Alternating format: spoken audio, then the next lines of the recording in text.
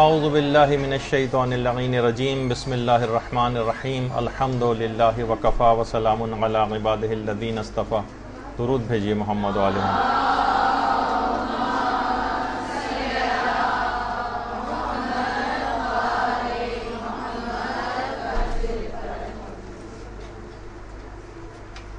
بہترین نماز کیسے پڑھیں، اس موضوع پر آج ہماری تیسری نشست ہے.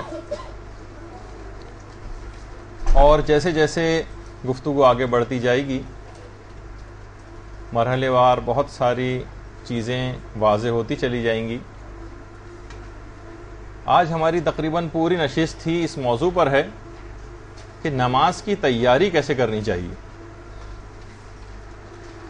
تمہیداً پہلے ایک بات عرض کر دی جائے کہ دیکھیے، نماز کو روایات میں پرچم اسلام کہا گیا ہے یا پرچم ایمان کہا گیا ہے. دیکھیے، کسی بھی ملک کا جھنڈا ہو یا کوئی پرچم ہو، وہ اصل میں ایک نشانی ہوتی ہے اور ایک پہچان ہوتی ہے. نماز مسلمانوں کی ایک پہچان ہے. یہی وجہ ہے کہ پیغمبر اسلام نے اس کو کفر و ایمان کی حد فاصل بتایا ہے، اور جس کے معنی یہ ہیں کہ اس کا ترک کرنا ایسا ہی ہے جیسے آپ نے کافروں جیسا کوئی کام کر دیا ہے. دیکھیے، جس طرح سے کسی بھی ملک کا پرچم جلانا ایک لحاظ سے اس ملک کی توہین شمار ہوتا ہے. جس ملک کا وہ پرچم جلائے جا رہا ہے ایک لحاظ سے اس کی ایک تضحیق اور ایک توہین اس کے اندر ہوتی ہے. تو اسی طریقے سے اگر کوئی شخص نماز کو ترک کرتا ہے تو گویا وہ پورے اسلام اور ایمان کی توہین کر رہا ہے. دیکھیے، جب تک یہ پرچم لہرائے جاتے ہیں، کسی بھی ملک کا جھنڈا جب لہرایا جاتا ہے، اس کے معنی یہ ہوتے ہیں کہ یہ قوم ابھی زندہ ہے. اسی طرح سے نمازوں کا قیام یہ اس بات کو بتاتا ہے کہ یہ قوم مری نہیں ہے اور ابھی بیدار ہے. اور دیکھیے، اتنی اسلام کے اندر ان تمام چیزوں کی اہمیت ہے، جیسے کہ یہ اعضائے سجدہ ہیں آپ کے ساتھ. اسلام نے اتنا خیال کیا ہے کہ اگر کوئی شخص بڑے سے بڑے گناہ مثلا چوری تک کا ارتکاب کر دے تو اس کے ہاتھ کاٹے جاتے ہیں. اور ہاتھ کاٹے جانے میں بھی اس بات کا اسلام نے باقاعدہ طور پر خیال کیا ہے کہ اس کی اس طرح سے ہاتھ کاٹے جائیں کہ اس کی ہتھیلی برقرار رہے، انگلیاں کاٹی جائیں، تاکہ حق نماز ایک چور کا بھی محفوظ رہے. یعنی چور کو سزا دیتے وقت بھی اس بات کا خیال رکھا جائے کہ اس کی نماز خراب نہ ہونے پائے. یعنی حق نماز چور کا بھی ویسے ہی محفوظ رہے جس طریقے سے ایک عام شخص کا. ان تمام فضائل نماز سے واقفیت کے باوجود لوگ پھر بھی کس طرح سے نمازوں کو ترک کرتے ہیں، یا جو ترک نہیں کرتے وہ سستی سے کام لیتے ہیں. اور جس انداز سے وہ نمازیں پڑھتے ہیں اس میں یقین کیجئے کہ نمازوں کی ادائیگی خود ایک توہین کا سبب ہے. پیغمبر اسلام ختم مرتبت صلی اللہ علیہ وآلہ وسلم اللہم صلی علی محمد.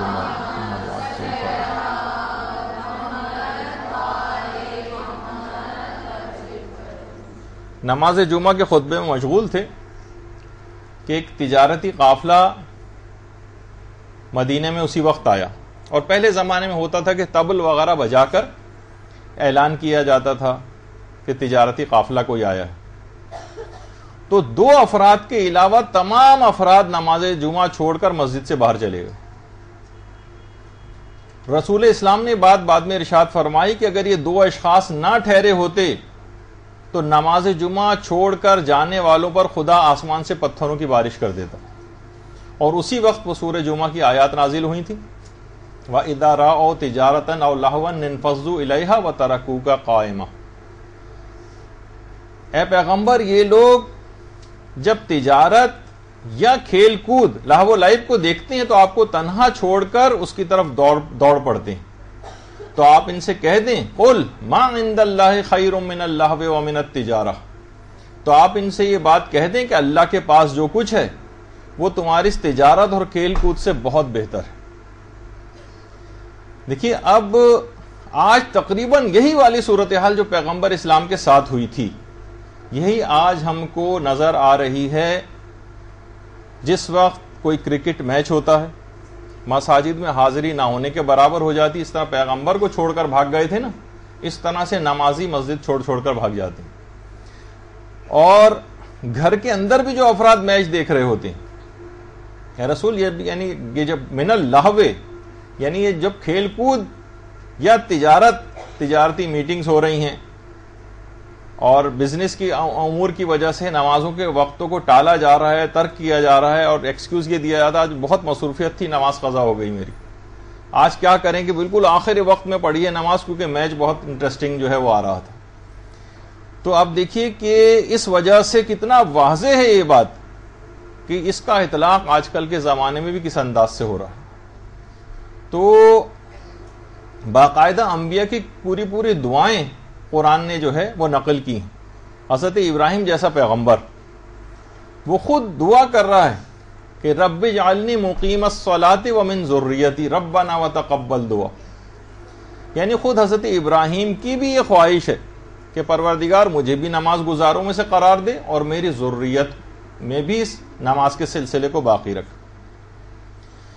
تو اور حضرت ابراہیم کی یہ دعا قبول بھی ہوئی.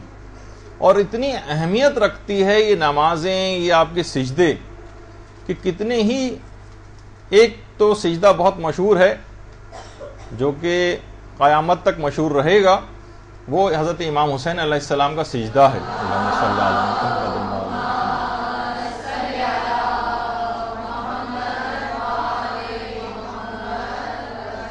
لیکن ہمارے ایک امام اور تھے کہ جن کا حالت سجدہ ہی میں جن کی شہادت ہوئی, اور وہ تھے ہمارے امام, ساتویں امام موسیٰ کاظم علیہ السلام.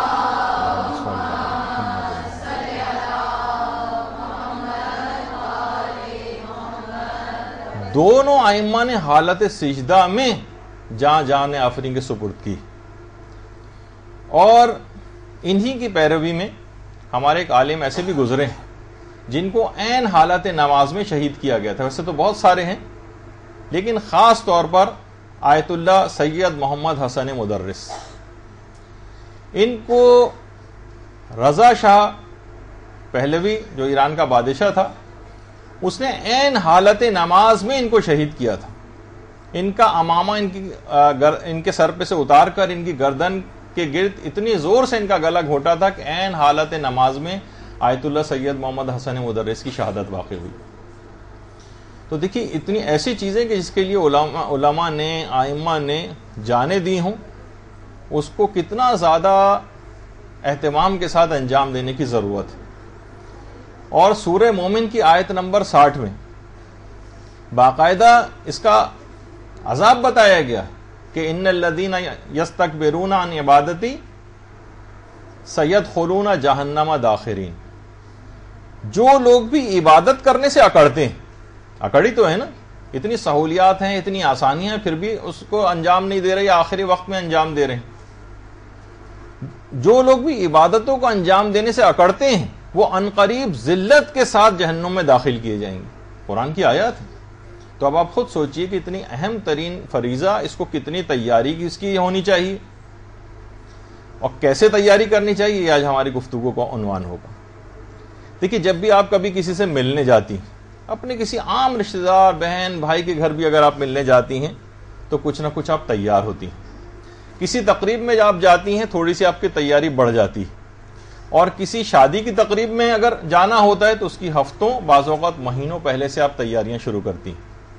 لوگ کسی بھی بڑے عہدیدار کے پاس جاتے ہیں, گورنر صاحب سے ملنے جانا ہے, صدر صاحب سے ملنے جانا ہے, مناسب ترین لباسوں کا اہتمام کیا جاتا ہے. اور یہاں یہ حالت ہے کہ اس کائنات کے پروردگار کے دربار میں حاضری کا وقت ہے اور انتہائی نامناسب لباسوں کے اندر لوگ جو ہے وہ حتیٰ کہ بعض اوقات مساجد کے اندر دیکھنے میں آتے ہیں, گندے سندے, بدبو ان کے پاس سے آ رہی ہے, جسم ان کا میلا ہے بہت, اور گھروں کے اندر بھی مرد حضرات بہت ہی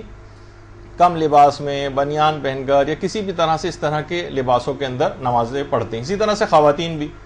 گھر کے کام کاجوں میں مصروف ہیں, فوراً چادر لائی, اوڑھ لی, گندے سندے کپڑے ہیں ان کے, بہت سی چیزوں کا اہتمام نہیں. تو یہ پروردگار عالم کی انتہائی درگزری ہے کہ اس حالت میں بھی وہ آپ کی نمازوں کو کہتا ہے کہ نہیں تمہاری نماز باطل نہیں ہے, میں نماز کو صحیح گردانتا ہوں. لیکن بارگاہ خداوندی میں اس طرح کی تیاری کیے بغیر, جو اس کے شایان شان ہے کسی اعتبار سے, اس کے بغیر ہی اس کے محضر کے اندر حاضر ہو جانا انتہائی بے ادبی. تو اگر آپ واقعی آپ کی چشم بصیرت واہ ہو جائے اور آپ کی جو برزخی آنکھ ہے وہ کھل جائے, تو آپ حیران ہوں گے کہ کیا کیا اس موقع پر جس وقت آپ نماز کے لیے کھڑی ہوتی ہیں کیا کچھ ہو رہا ہوتا ہے آپ کے ارد گرد. اگر آپ کی وہ برزخی آنکھ کھل جائے, آپ کو احساس ہو جائے کہ کیا ہو رہا ہے, جو کہ ائمہ نے اپنی تعلیمات میں بتایا, جیسے کہ حضرت امیر المومنین علیہ الصلوۃ والسلام نے نہج البلاغہ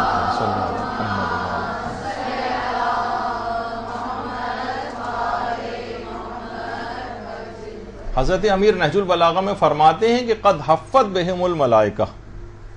کہ عبادت کا جب کوئی شخص عبادت کر رہا ہوتا ہے تو فرشتے اس کو گھیر لیتے ہیں. یعنی آپ کو اندازہ بھی نہیں ہوتا کہ جس وقت آپ خشوع و خضوع سے نماز پڑھ رہی ہیں, جس وقت کوئی انسان نماز پڑھ رہا ہوتا ہے تو فرشتے اس کو چاروں طرف سے گھیر لیتے ہیں, اور اس کے اوپر پروردگار عالم ایک سکون کو نازل کرتا ہے. ایک سکون, جب بھی آپ کو ویسے بھی اندازہ ہوتا ہوگا کہ نماز پڑھنے سے کتنا سکون حاصل ہوتا ہے, اور ایسے افراد جب بھی انسان نماز کے لیے کھڑا ہوتا ہے تو آسمانوں کے دروازے اس کے لیے کھل جاتے ہیں. آسمانوں کے اوپر دروازے ہیں, کچھ حجابات ہیں, وہ حجابات چاک ہوتے جاتے ہیں, چاک ہوتے جاتے ہیں. جیسے جیسے ہماری گفتگو آگے جائے گی اس میں آپ دیکھیں گی کہ کتنے بیچ میں حجابات آتے ہیں جن کو آپ کا ایک ایک دفعہ اللہ اکبر کہنا کس طرح سے ان حجابات کو چاک کرتا جاتا ہے. آپ کے لیے ایک بہترین جگہ جنت کے اندر تیار اور آراستہ ہونے لگتی ہے, اور اس وقت آپ کے تمام گناہ اگر برزخی آنکھ کھل جائے تو نظر آئے کہ جس طرح سے سوکھے پتوں کو خزاں جو ہے گرا دیا کرتی ہے, اس طرح سے آپ کے گناہ تمام جھڑتے چلے جاتے ہیں. اور دیکھیے اتنا اہم معاملہ ہے یہ تیاری کا. مثلا اگر کسی کو پرائڈ آف پرفارمنس ملے, ابھی 23 مارچ جو ہے وہ گزری ہے, اور ٹی وی پہ آپ نے دیکھا ہوگا کہ اعلیٰ حکومتی شخصیت نے کس طرح سے لوگوں کو جو ہے وہ اعزازات دی ہیں, کتنا لوگ تیاری سے اس کے اندر جاتے ہیں. اور اتنا اہم موقع ہے یہ نماز کا کہ پیغمبر فرماتے ہیں کہ جس وقت نمازی کھڑا ہوتا ہے تو فرشتے پروں سے اس کے اوپر آ کر سایہ کرنے لگتے ہیں, اور جس وقت آپ الحمدللہ رب العالمین کہہ رہی ہوتی ہیں سورہ الحمد میں, تو اس وقت پروردگار عالم آپ کی آواز پر لبیک کہہ رہا ہوتا ہے, لبیک ہے میرے بندے. اس وقت آپ کو, لیکن آپ کو آوازیں سب نہیں آ رہی, بندے میں حاضر ہوں. اور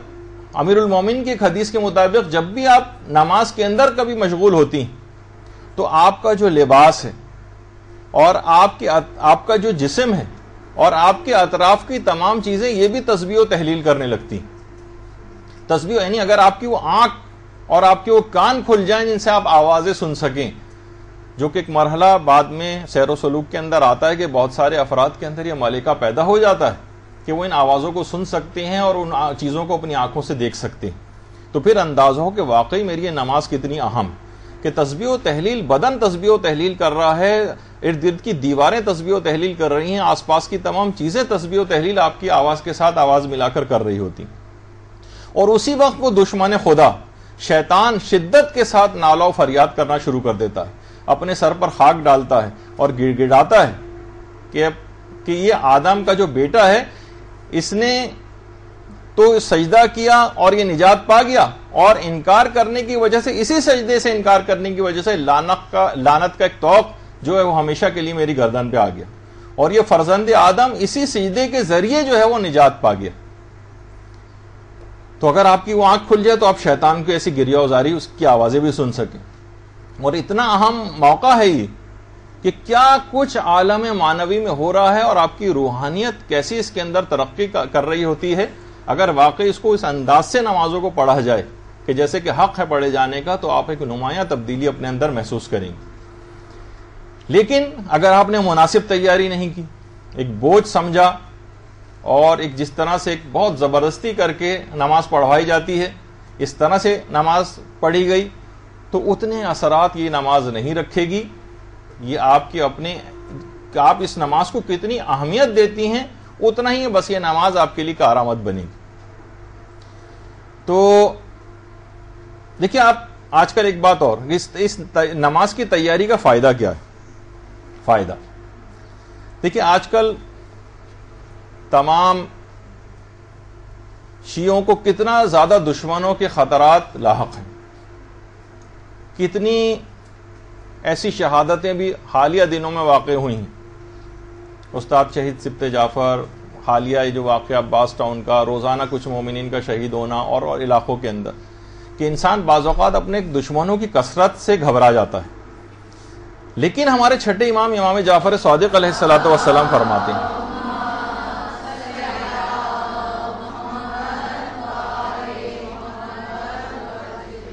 کہ ہمارے شیعوں میں سے جب بھی کوئی شخص, کوئی مومن نماز کے لیے اٹھتا ہے,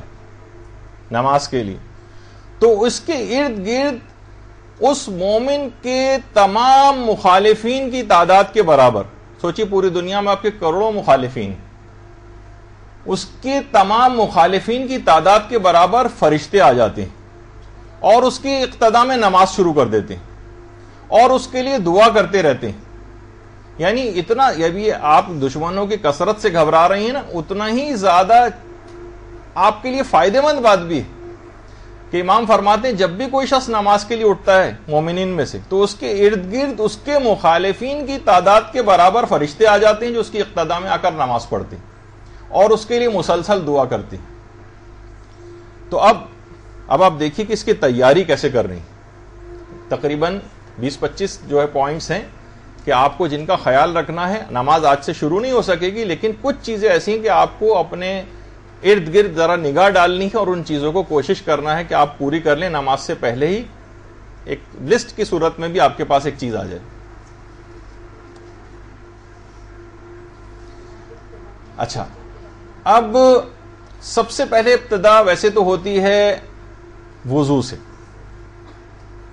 وضو کی ویسے تمام آداب, تمام شرائط جو وضو کی کلاسز ہو چکی ہیں, آپ میں سے اکثر کی اور کچھ کی ابھی ہو رہی ہیں, اس کے اندر ساری تفصیل وضو کے تمام مستحبات, آداب اور مسائل سب کچھ اس کے اندر آ چکے ہیں, تو لہٰذا میں اس کو دہراؤں گا نہیں. لیکن یہ کہ وضو سے نماز کی ابتدا ہوتی ہے. وضو کو مکمل آداب اور شرائط کے ساتھ بجا لانا چاہیے, تمام مستحبات کے ساتھ. اور جس کے اندر سے ایک ادب یہ ہے کہ نمازوں کے لیے جب بھی آپ تیاری کریں, تھوڑے سے کچھ وقت پہلے, نمازوں کا وقت آنے سے پہلے, مثلا اگر 12:45 بجے اگر نماز کا وقت آ رہا ہے, تو آپ 10 منٹ پہلے, 15 منٹ پہلے آپ وضو کر کے تیاری شروع کر دیں. یہاں تک کہ ایک روایت بھی ہے پیغمبر اسلام کی کہ جس نے نماز کا وقت آ جانے کے بعد وضو کیا, اس نے نماز کی بے احترامی کی. نماز کا وقت آ جانے سے پہلے پہلے آپ وضو کر لیں, وضو کی باقاعدہ تیاری شروع کر دیں. نماز کا وقت ابھی نہیں آیا, ابھی 10-15 منٹ باقی ہیں, پہلے ہی سے آپ کوشش کریں کہ تیاری, تاکہ نماز کا ایک پروٹوکول ہے. وقت اگر داخل ہو گیا پھر وضو کرنے گئے, کیونکہ دیکھیے ابھی وضو ہو جائے گا بالکل ٹھیک ہے, لیکن ہمارا عنوان کیا ہے, اوپر پڑھیے اس کے اندر کیا, بہترین نماز کیسے پڑھیں. تو ہم وہ پوائنٹس بتا رہے ہیں جس سے نماز بہتر سے بہتر. اور یہ بھی روایات کے اندر یہ بھی بات آئی ہے کہ مسواک اگر کر لیا جائے تو 40 ایسی نمازوں سے بہتر ہے کہ جو بغیر مسواک کے پڑھی جائیں. اور مسواک عام طور پر صرف انگلی کو وضو میں دانتوں کے اوپر پھیر لینا, جو کہ آپ کلی وغیرہ کرتی ہیں اور دانتوں پر انگلی پھیرتی ہیں, وہ بھی اسی کے حکم میں آ جاتی ہے, لیکن الگ سے بھی مسواک کرنے کی بڑی تاکید ہے. اچھا, جتنا بھی وضو میں آپ کا خشوع و خضوع ہوگا, اتنا ہی آپ کا نمازوں میں خشوع و خضوع ملے گا. کوشش کریں کہ وضو کے اندر بہت سی چیزیں, مستحبات, مستحب دعائیں, ان کا اگر آپ نے خیال کر لیا تو یہ لازمہ اس بات کا بنے گا کہ آپ کو نمازوں کے اندر بھی خشوع و خضوع حاصل ہوگا. البتہ ایک احتیاط وضو میں اور کر لی جائے. عام طور پر گھروں میں ذرا سی لاپرواہی کی جاتی ہے, لیکن اس کا اثر نماز پہ پڑ سکتا ہے. یعنی اس کے ثواب میں کمی ہو سکتی ہے, یا آپ ایک نامشروع یا غیر اخلاقی کام آپ سے ہو جاتا ہے. عام طور پر لوگ گھروں میں خیال نہیں کرتے, اور وضو کے لیے یا مسجد میں بھی ہوتا ہے, وضو خانوں میں کسی کی بھی چپل پہنی اور باتھ روم میں چلے گئے, اور وہاں سے چھپ چھپ کرتے ہوئے گیلے پاؤں لے کے مثلا وہاں سے واپس آ رہے ہیں. کسی بھی شخص کو اچھا نہیں لگے گا کہ جو ہے اس کے چپل وغیرہ کو اس طرح سے گیلا کیا جائے. تو اگر ہو تو کوشش کریں، اگر اتنا ہی اس کو گیلا ویلا کرنے کا شوق ہے تو اپنی چپل لے کر جائیں، کسی اور کی چپل پہن کے نہ جائیں، ورنہ کیا ہوگا کہ نماز کی ابتدا ہی جو آپ نے وضو سے کی ایک نامناسب کام یا ہو سکتا ہے حرام بھی ہو جائے، اگر اس کی اجازت نہ ہو، اس سے آپ نے ابتدا کی۔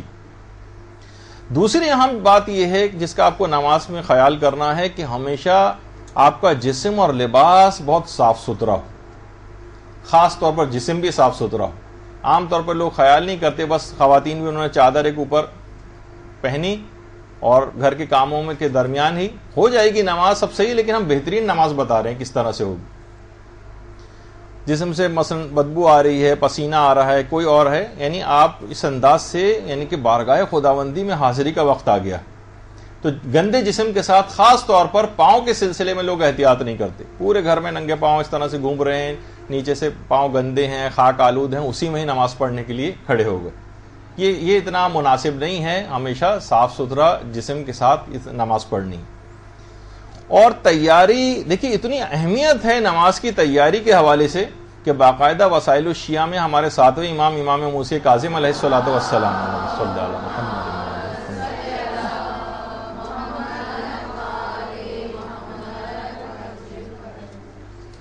کہ ہمارے ساتویں امام جمعرات کے دن سے ہی جمعے کی تیاریاں شروع کر دیتے تھے، جمعرات کے دن سے، ایک دن پہلے سے، ہم تو تھوڑے وقت پہلے سے آپ سے کہہ رہے ہیں، لیکن بعض اوقات ایک دن پہلے سے تیاریاں شروع ہو جاتی ہیں۔ اور یہی وجہ ہے کہ ہمارے امام زمانہ علیہ الصلوۃ والسلام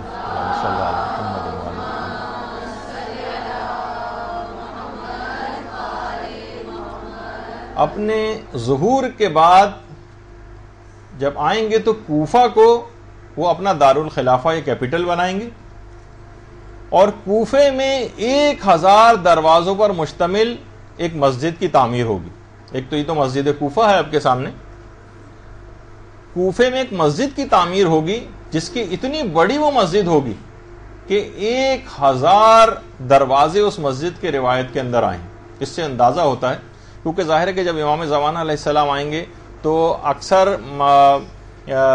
جو نماز جماعت ہوں گی اس کی امامت بھی خود کیا کریں گے، اور خاص طور پر نماز جمعہ کی امامت۔ تو آپ خود سوچئے کہ اتنی اہمیت ہو جائے گی کہ اتنی بڑی مسجد ہونی بھی چاہیے، کیونکہ تمام اکنان و اطراف سے جو ہے لوگ آنا شروع ہوں گے، یہاں تک کہ اتنی تیاری ہوگی امام زمانہ علیہ السلام کی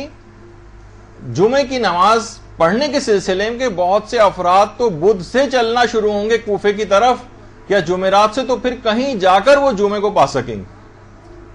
ظاہر ہے کہ امام زمانہ علیہ السلام جو ہے وہ نماز جمعہ کی امامت فرما رہے ہوں تو ہر مومن کی خواہش ہوگی کہ میں ان کے پیچھے جا کر نماز پڑھوں، تو روایات میں ہے کہ جمعرات یا بہت سے مومنین تو بدھ سے ہی چل پڑیں گے۔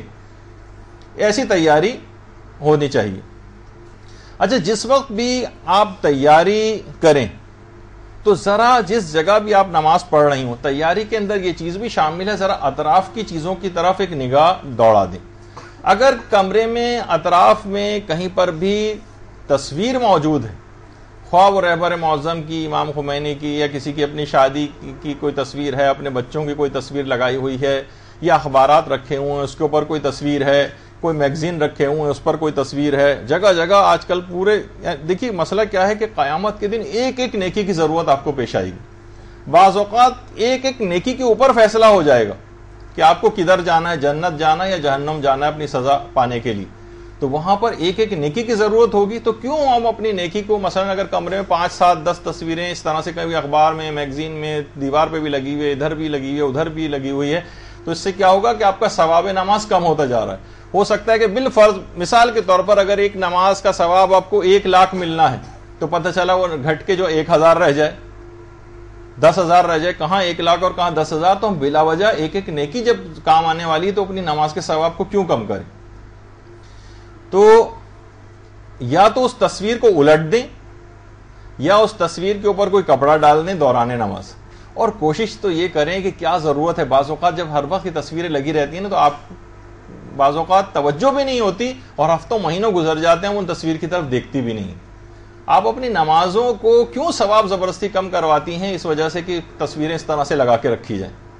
جب کراہیت ہے اس کے اندر، جب آپ کی نمازوں کا ثواب کم ہو رہا ہے۔ تو بہرحال امام خمینی بھی سیرت میں یہ تھا کہ کسی بھی جگہ جاتے تھے تو اگر قالین کے اوپر، ایران میں اس طرح کی بہت سی چیزیں قالین پر جس پر جاندار کی تصویر وغیرہ ہوتی تھی اس قالین کو اٹھوا دیتے تھے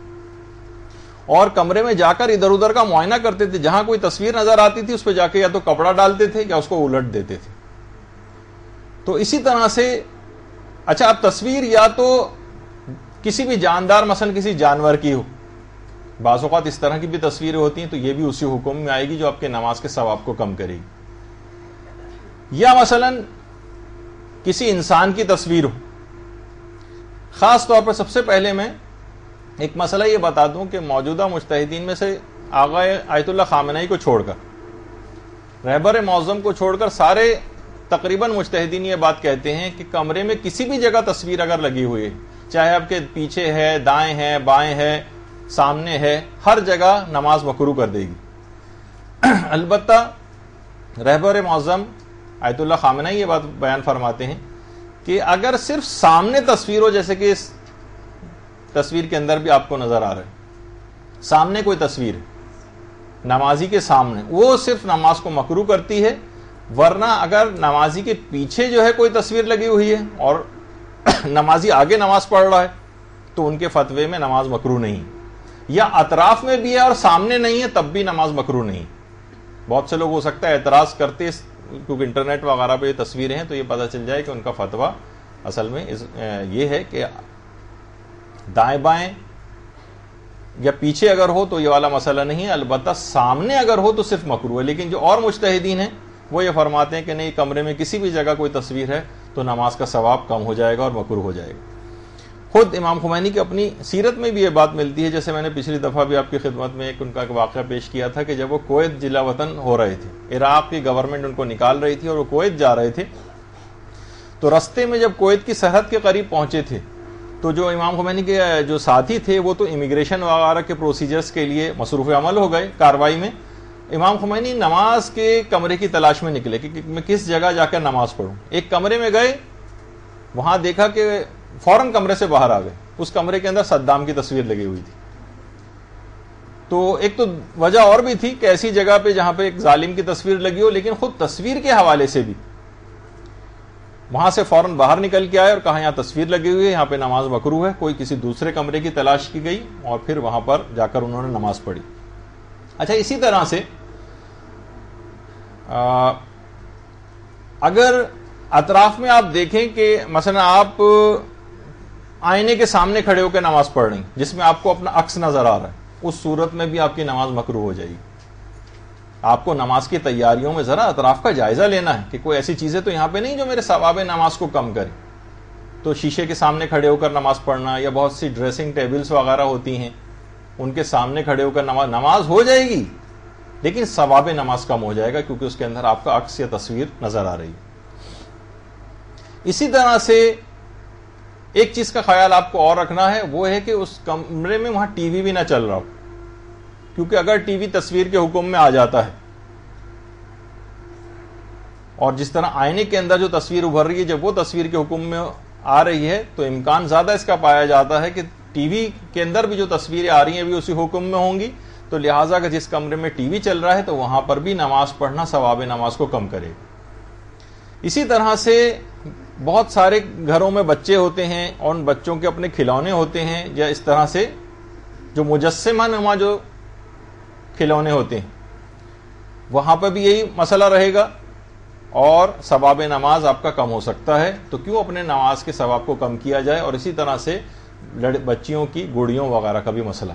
ڈالز. تو آپ دیکھیں کہ کتنی ساری یہ سب چیزیں بکھری ہوئی کمرے کے اندر اطراف میں نظر آ رہی ہیں جو آپ کی نماز کے ثواب کو کم سے کم تر کر بناتی چلی جا رہی ہیں.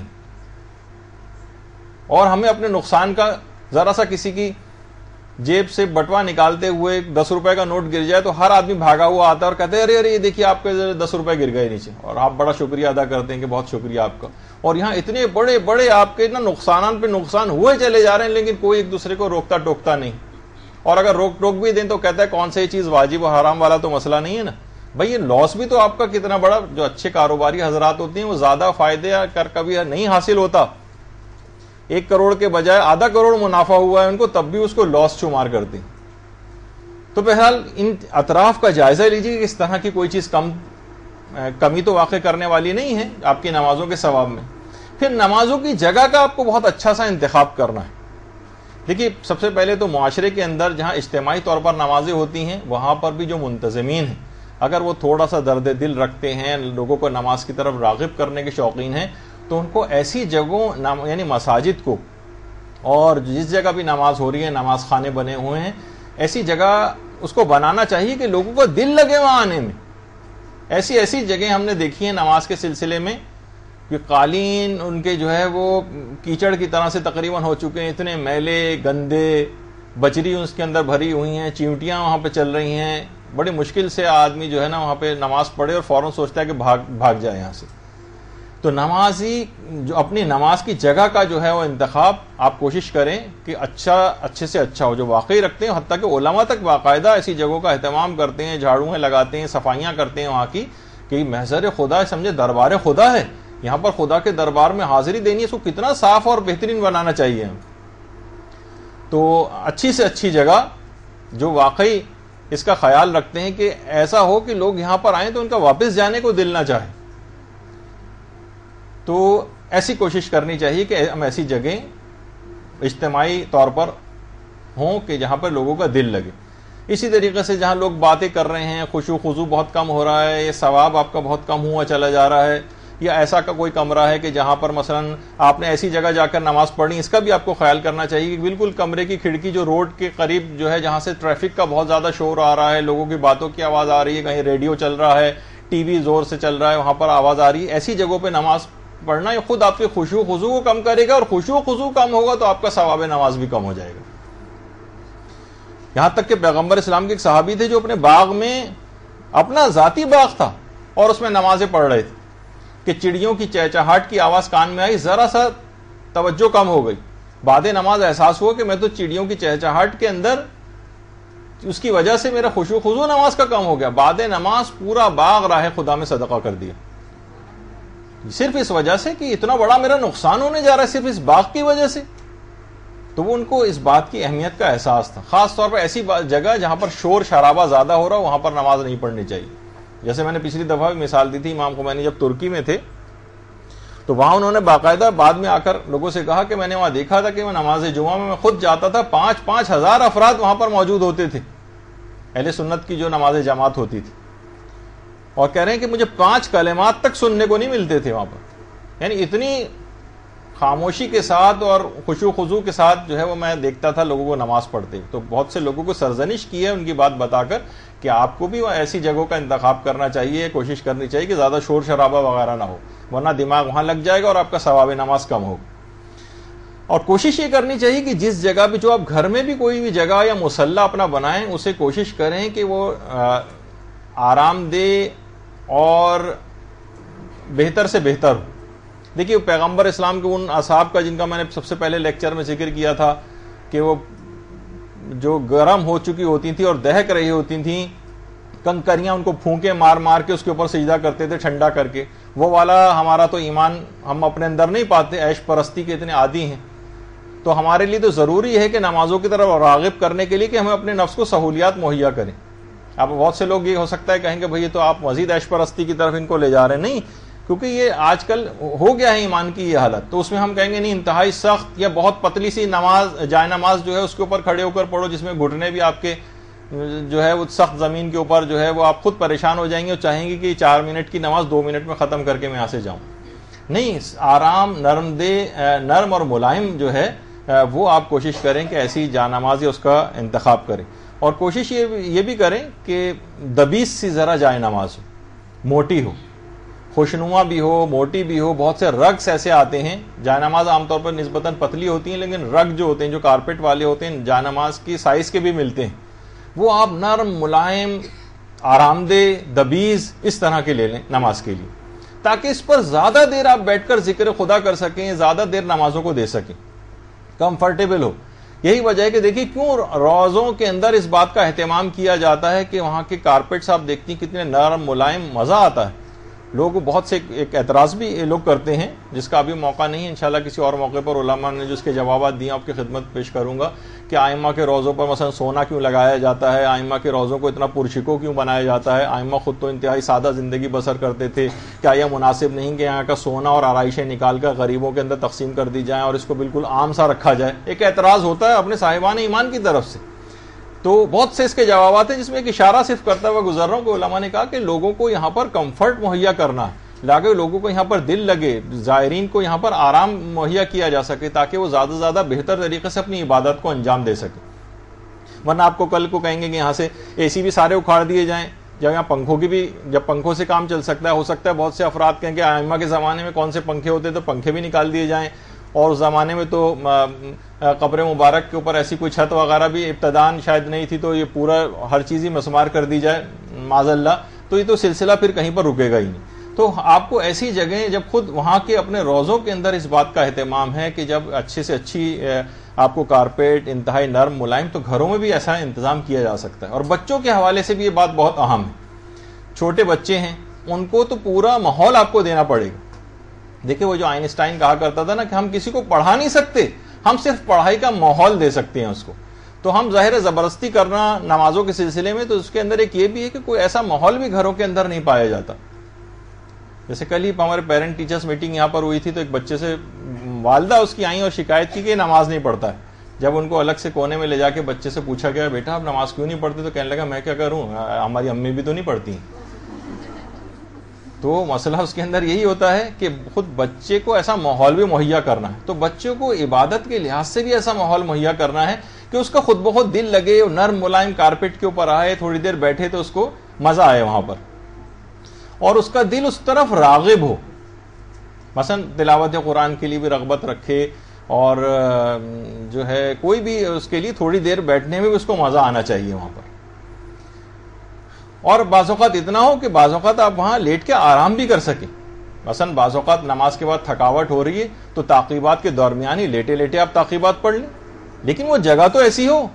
لیکن ایک بہت ہی پتلی سی ایک جائے نماز پھٹی پرانی میلی سی، اس کے اوپر کسی کا بھی لیٹنے کو دل نہیں چاہے گا. لیکن اگر کوئی ایسا آپ نے اس نماز کی جگہ کو ایسا بنا رکھا ہو تو پھر واقعی پھر مزہ بھی آئے گا آپ کو وہاں پر لیٹنے میں بھی، آرام کرنے میں بھی. اسی دوران ہی آپ تسبیحات لیٹے لیٹے پڑھ لیں، ضروری نہیں کہ بیٹھ کے ہی پڑھی جائیں. اسی طرح سے جس جگہ بھی آپ نماز پڑھیں اس میں کوشش کریں کہ آپ کے بالکل قریب ہی قرآن رکھا ہوا ہو کہ تعقیبات کے درمیان آپ وہاں پر قرآن بھی کی تلاوت بھی کر سکیں. وہیں پر توضیح المسائل بھی قریب کے اندر موجود ہو، صحیفہ کاملہ موجود ہو، آپ نے ہاتھ بڑھایا صحیفہ کاملہ اٹھا لیا، آپ نے ہاتھ بڑھایا مفاتیح الجنان اٹھا لی، تاکہ وہ ہینڈی یعنی آپ بالکل قریب ہوں، آپ کی ریچ میں ہو. یہ نہ ہو کہ وہ ادھر جانا ہے دوسرے کمرے، وہاں سے شیلف سے نکال کے کون پڑھے تو پھر وہ کبھی موقع آئے گا ہی نہیں. وہیں پر ہی اس بات کا اہتمام ہو نماز کی کیسی جگہ کو ضرور گھروں کے اندر مقرر کرنا چاہیے. اور علماء یہ بھی فرماتے ہیں کہ نماز کو اگر آپ کو بہتر سے بہتر بنانا ہے تو کوشش یہ کریں کہ جس جگہ بھی آپ نماز پڑھیں، نماز کی تیاری میں چیز شامل ہے کہ وہ جگہ نسبتاً تاریک ہو. نسبتاً پوری گھوپ اندھیرے کی بات نہیں کر رہا، اس میں تو کراہیت بھی ہو سکتی ہے، تاکہ خشوع خضوع زیادہ ہو. یعنی آپ نسبتاً اگر وہ جگہ ذرا وہاں روشنیاں کم ہوں تو وہ بہت بہتر ہے، روشنی کم ہو. اور باقاعدہ شہید ثانی نے تو اپنی کتاب اسرار الصلاۃ میں لکھا ہے کہ کم روشنی والی جگہ خاص طور پر بہت زیادہ بہتر ہے نمازوں کی ادائیگی کے لیے. یعنی جتنی بھی چیزیں اصل میں آپ کو نظر آتی ہیں نا، اتنی ہی چیز آپ کی توجہ ڈسٹریکٹ ہوتی، یعنی آپ کی توجہ ہٹ جاتی ہے. جتنی چیزیں آپ کو نظر آئیں گی، کوئی نماز عام طور پر یہ بھی مسئلہ آگے چل کر کبھی آئے گا کہ بہرحال کہ نمازوں کو آنکھ بند کر کے پڑھنا یا کھول کر پڑھنا اس کے سلسلے میں. لیکن یہ کہ بہرحال جتنی چیزیں نظر آ رہی ہیں اتنی آپ کے لیے توجہ بٹانے کا باعث بنتی ہیں. اور جب بھی بہت سے علماء تو کہتے ہیں اگر خشوع خضوع آپ کو آنکھیں بند کر کے ہی مل رہا ہے تو آپ آنکھیں بند کر کے بھی نماز پڑھ سکتی، یہ خشوع خضوع ملنے والی بات. تو بہرحال خشوع جو ہے، خشوع خضوع یہ زیادہ عام ہے بنسبت کسی اور چیز کے. تو دیکھیے جو کچھ بھی آپ کی زبان کہہ رہی ہے نا، اس کا دل سے بھی آپ کی تائید ہونی چاہیے، ورنہ کبھی بھی اس کے اثرات مرتب نہیں ہوں گے. یعنی خشوع اتنا اہم ہے. اور امام خمینی نے تو خاص طور پر خشوع و خضوع کیسے حاصل کریں، ایک تو بہت پہلے ایک لیکچر ہمارا ہو چکا ہے، لیکن ایک بالکل نئے انداز سے ہوگا جب گفتگو ذرا آگے بڑھے گی ہماری تو اس کے اندر بھی یہ بات بڑی اہم ہے کہ امام خمینی نے ایک بڑے خطرے کا اپنی کتاب کے اندر ایک احساس دلایا کہ دیکھیے اگر آپ نے آداب نماز کا خیال نہیں کیا اور نمازوں کو بے توجہی کے ساتھ پڑھا اور اس طرح سے پڑھا کہ وہ صرف زبان کے حد تک تھا، دل میں اس کو جگہ نہیں دی، مرتکز اپنی اس کو توجہات کو نماز کی طرف نہیں کیا، تو امام خمینی فرماتے ہیں کہ جب خوف و شدت کا عالم ہوگا یا حالت احتضار ہوگی تو ایسی صورتحال اس وقت آ سکتی ہے ایسے افراد کے لیے کہ وہ رسول حتیٰ کہ ائمہ کو تک کو بھول جائیں گے، اور جس وقت سوال منکر و نکیر جس وقت ہونے والا ہوگا، جو پہلی رات آئے گی سوال و منکر و نکیر، تو ایسے افراد جنہوں نے انتہائی سرسری طریقے سے اپنی نمازوں کو پڑھا تھا، نہ اس میں توجہات تھی، نہ ان کے دل نے ان کے زبان کا ساتھ دیا تھا، تو جب شدت اس قسم کی ہوگی تو جب فرشتے آ کر ان سے پوچھیں گے تو بہت امکان اس بات کا ہے کہ کہیں یہ پیغمبر نہ پوچھا جائے گا تمہارا نبی کون ہے تو رسول کا نام بھول جائیں گے۔ تو اپنی نمازوں کی بڑی حفاظت کرنا، تو تمام ایسی چیزوں سے اپنے آپ کو بچانا ہے کہ جس کے خطرات بہت بڑھتے چلے جاتے ہیں اگر ان کا خیال نہ کیا جائے۔ اور یہ بھی علماء نے کہا کہ کوشش یہ کریں کہ اگر کمرے میں بھی آپ کسی جگہ پڑھ رہی ہیں تو اگر کوئی کمرے کا ایک کونا ہو تو زیادہ مناسب۔ ایک تو ہے کہ مثلا کمرہ اس کے بالکل بیچ میں کھڑے ہو کے ہم نماز پڑھیں، نہیں، دیوار کے قریب جتنا آپ اگر چلتی چلی جائیں اتنا زیادہ بہتر ہے۔ ایک تو سب سے کونے والا کمرہ ہو جہاں لوگوں کی آمد و رفت کم ہو، وہاں زیادہ عام طور پر ثواب یوں ہوگا، کنسنٹریشن زیادہ ہوگی، لوگوں کی آمد و رفت ہی کم ہے۔ لیکن یہ کہ اگر کمرے میں بھی آپ کسی جگہ پڑھ رہی ہیں تو پھر آپ کوشش یہ کریں کہ دیوار کی طرف چلی جائیے ذرا۔ دیوار اگر آپ کے سامنے ہوگی تو آپ کی توجہات ادھر ادھر نہیں جائیں گی۔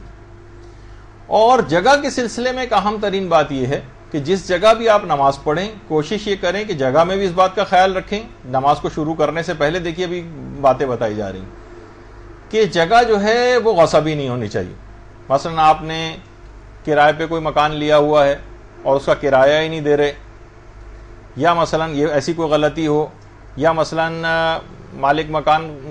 یعنی وہ آپ کا ایگریمنٹ جو ہے پورا ہو چکا ہے اور خالی کر دینا چاہیے تھا لیکن آپ ٹالتی جا رہی ہیں اور وہ مالک مکان پیچھے لگا ہوا ہے آپ کے، اب آپ کی جو نمازیں ہیں اس سے متاثر ہو سکتی ہیں۔ یا مثلا کوئی پلاٹ آپ نے لیا تھا جس پر خمس پہلے سے واجب الادا تھا، اسی کے اوپر نماز بنایا اور خمس ابھی تک ادا نہیں کیا، نہ اس کو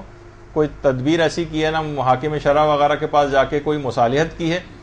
اور اسی میں نمازیں پڑھ رہے ہیں، آپ کی نمازوں کا بڑا مسئلہ ہو جائے گا۔ یا ایسا کوئی گھر ہے کہ جو والد کے انتقال کے بعد یا میراث میں سب کو تقسیم ہونا چاہیے تھا اور کچھ افراد راضی نہیں ہیں اس طرح سے رہنے پر، تو اگر کسی بھی وارث کا حق اگر مارا گیا ہے اور کچھ افراد اس پر قبضہ کر کے بیٹھے ہوئے ہیں تو اب بھی وہاں نمازوں کا بہت بڑا مسئلہ ہو جائے گا۔ تو ہمیشہ اس بات کا خیال رکھنا ہے جگہ نماز کے سلسلے میں۔ ابھی تو ہم نے نماز دیکھی شروع بھی نہیں کی ہے، یہ تو صرف ابھی ہم کھڑے ہو کے اندازہ لگا رہے ہیں، تصویروں کو دیکھ رہے ہیں، کبھی کچھ کر رہے ہیں، کوئی ایسی جگہ کا انتخاب کر رہے ہیں، لباس کا انتخاب وغیرہ سب چیزیں ہو رہی ہیں، تو اسی کے اندر جگہ بھی ہے وہ مباح ہونی چاہیے۔ ایسا نہ ہو کہ اس طرح کی کوئی چیز ہو تو آپ کی نمازوں کا چاہے وہ کتنی خشوع و خضوع سے کیوں نہ پڑھی جائیں کوئی فائدہ مرتب نہیں ہوگا۔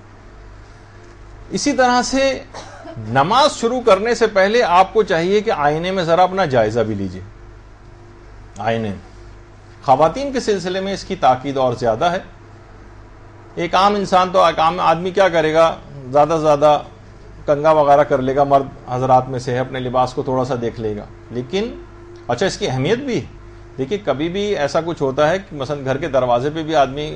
کبھی جا رہا ہوتا ہے، کوئی آ جاتا ہے تو تھوڑا سا اپنے آپ کو بہتر کر لیتا ہے۔ پیغمبر اسلام بھی کی سیرت یہ تھی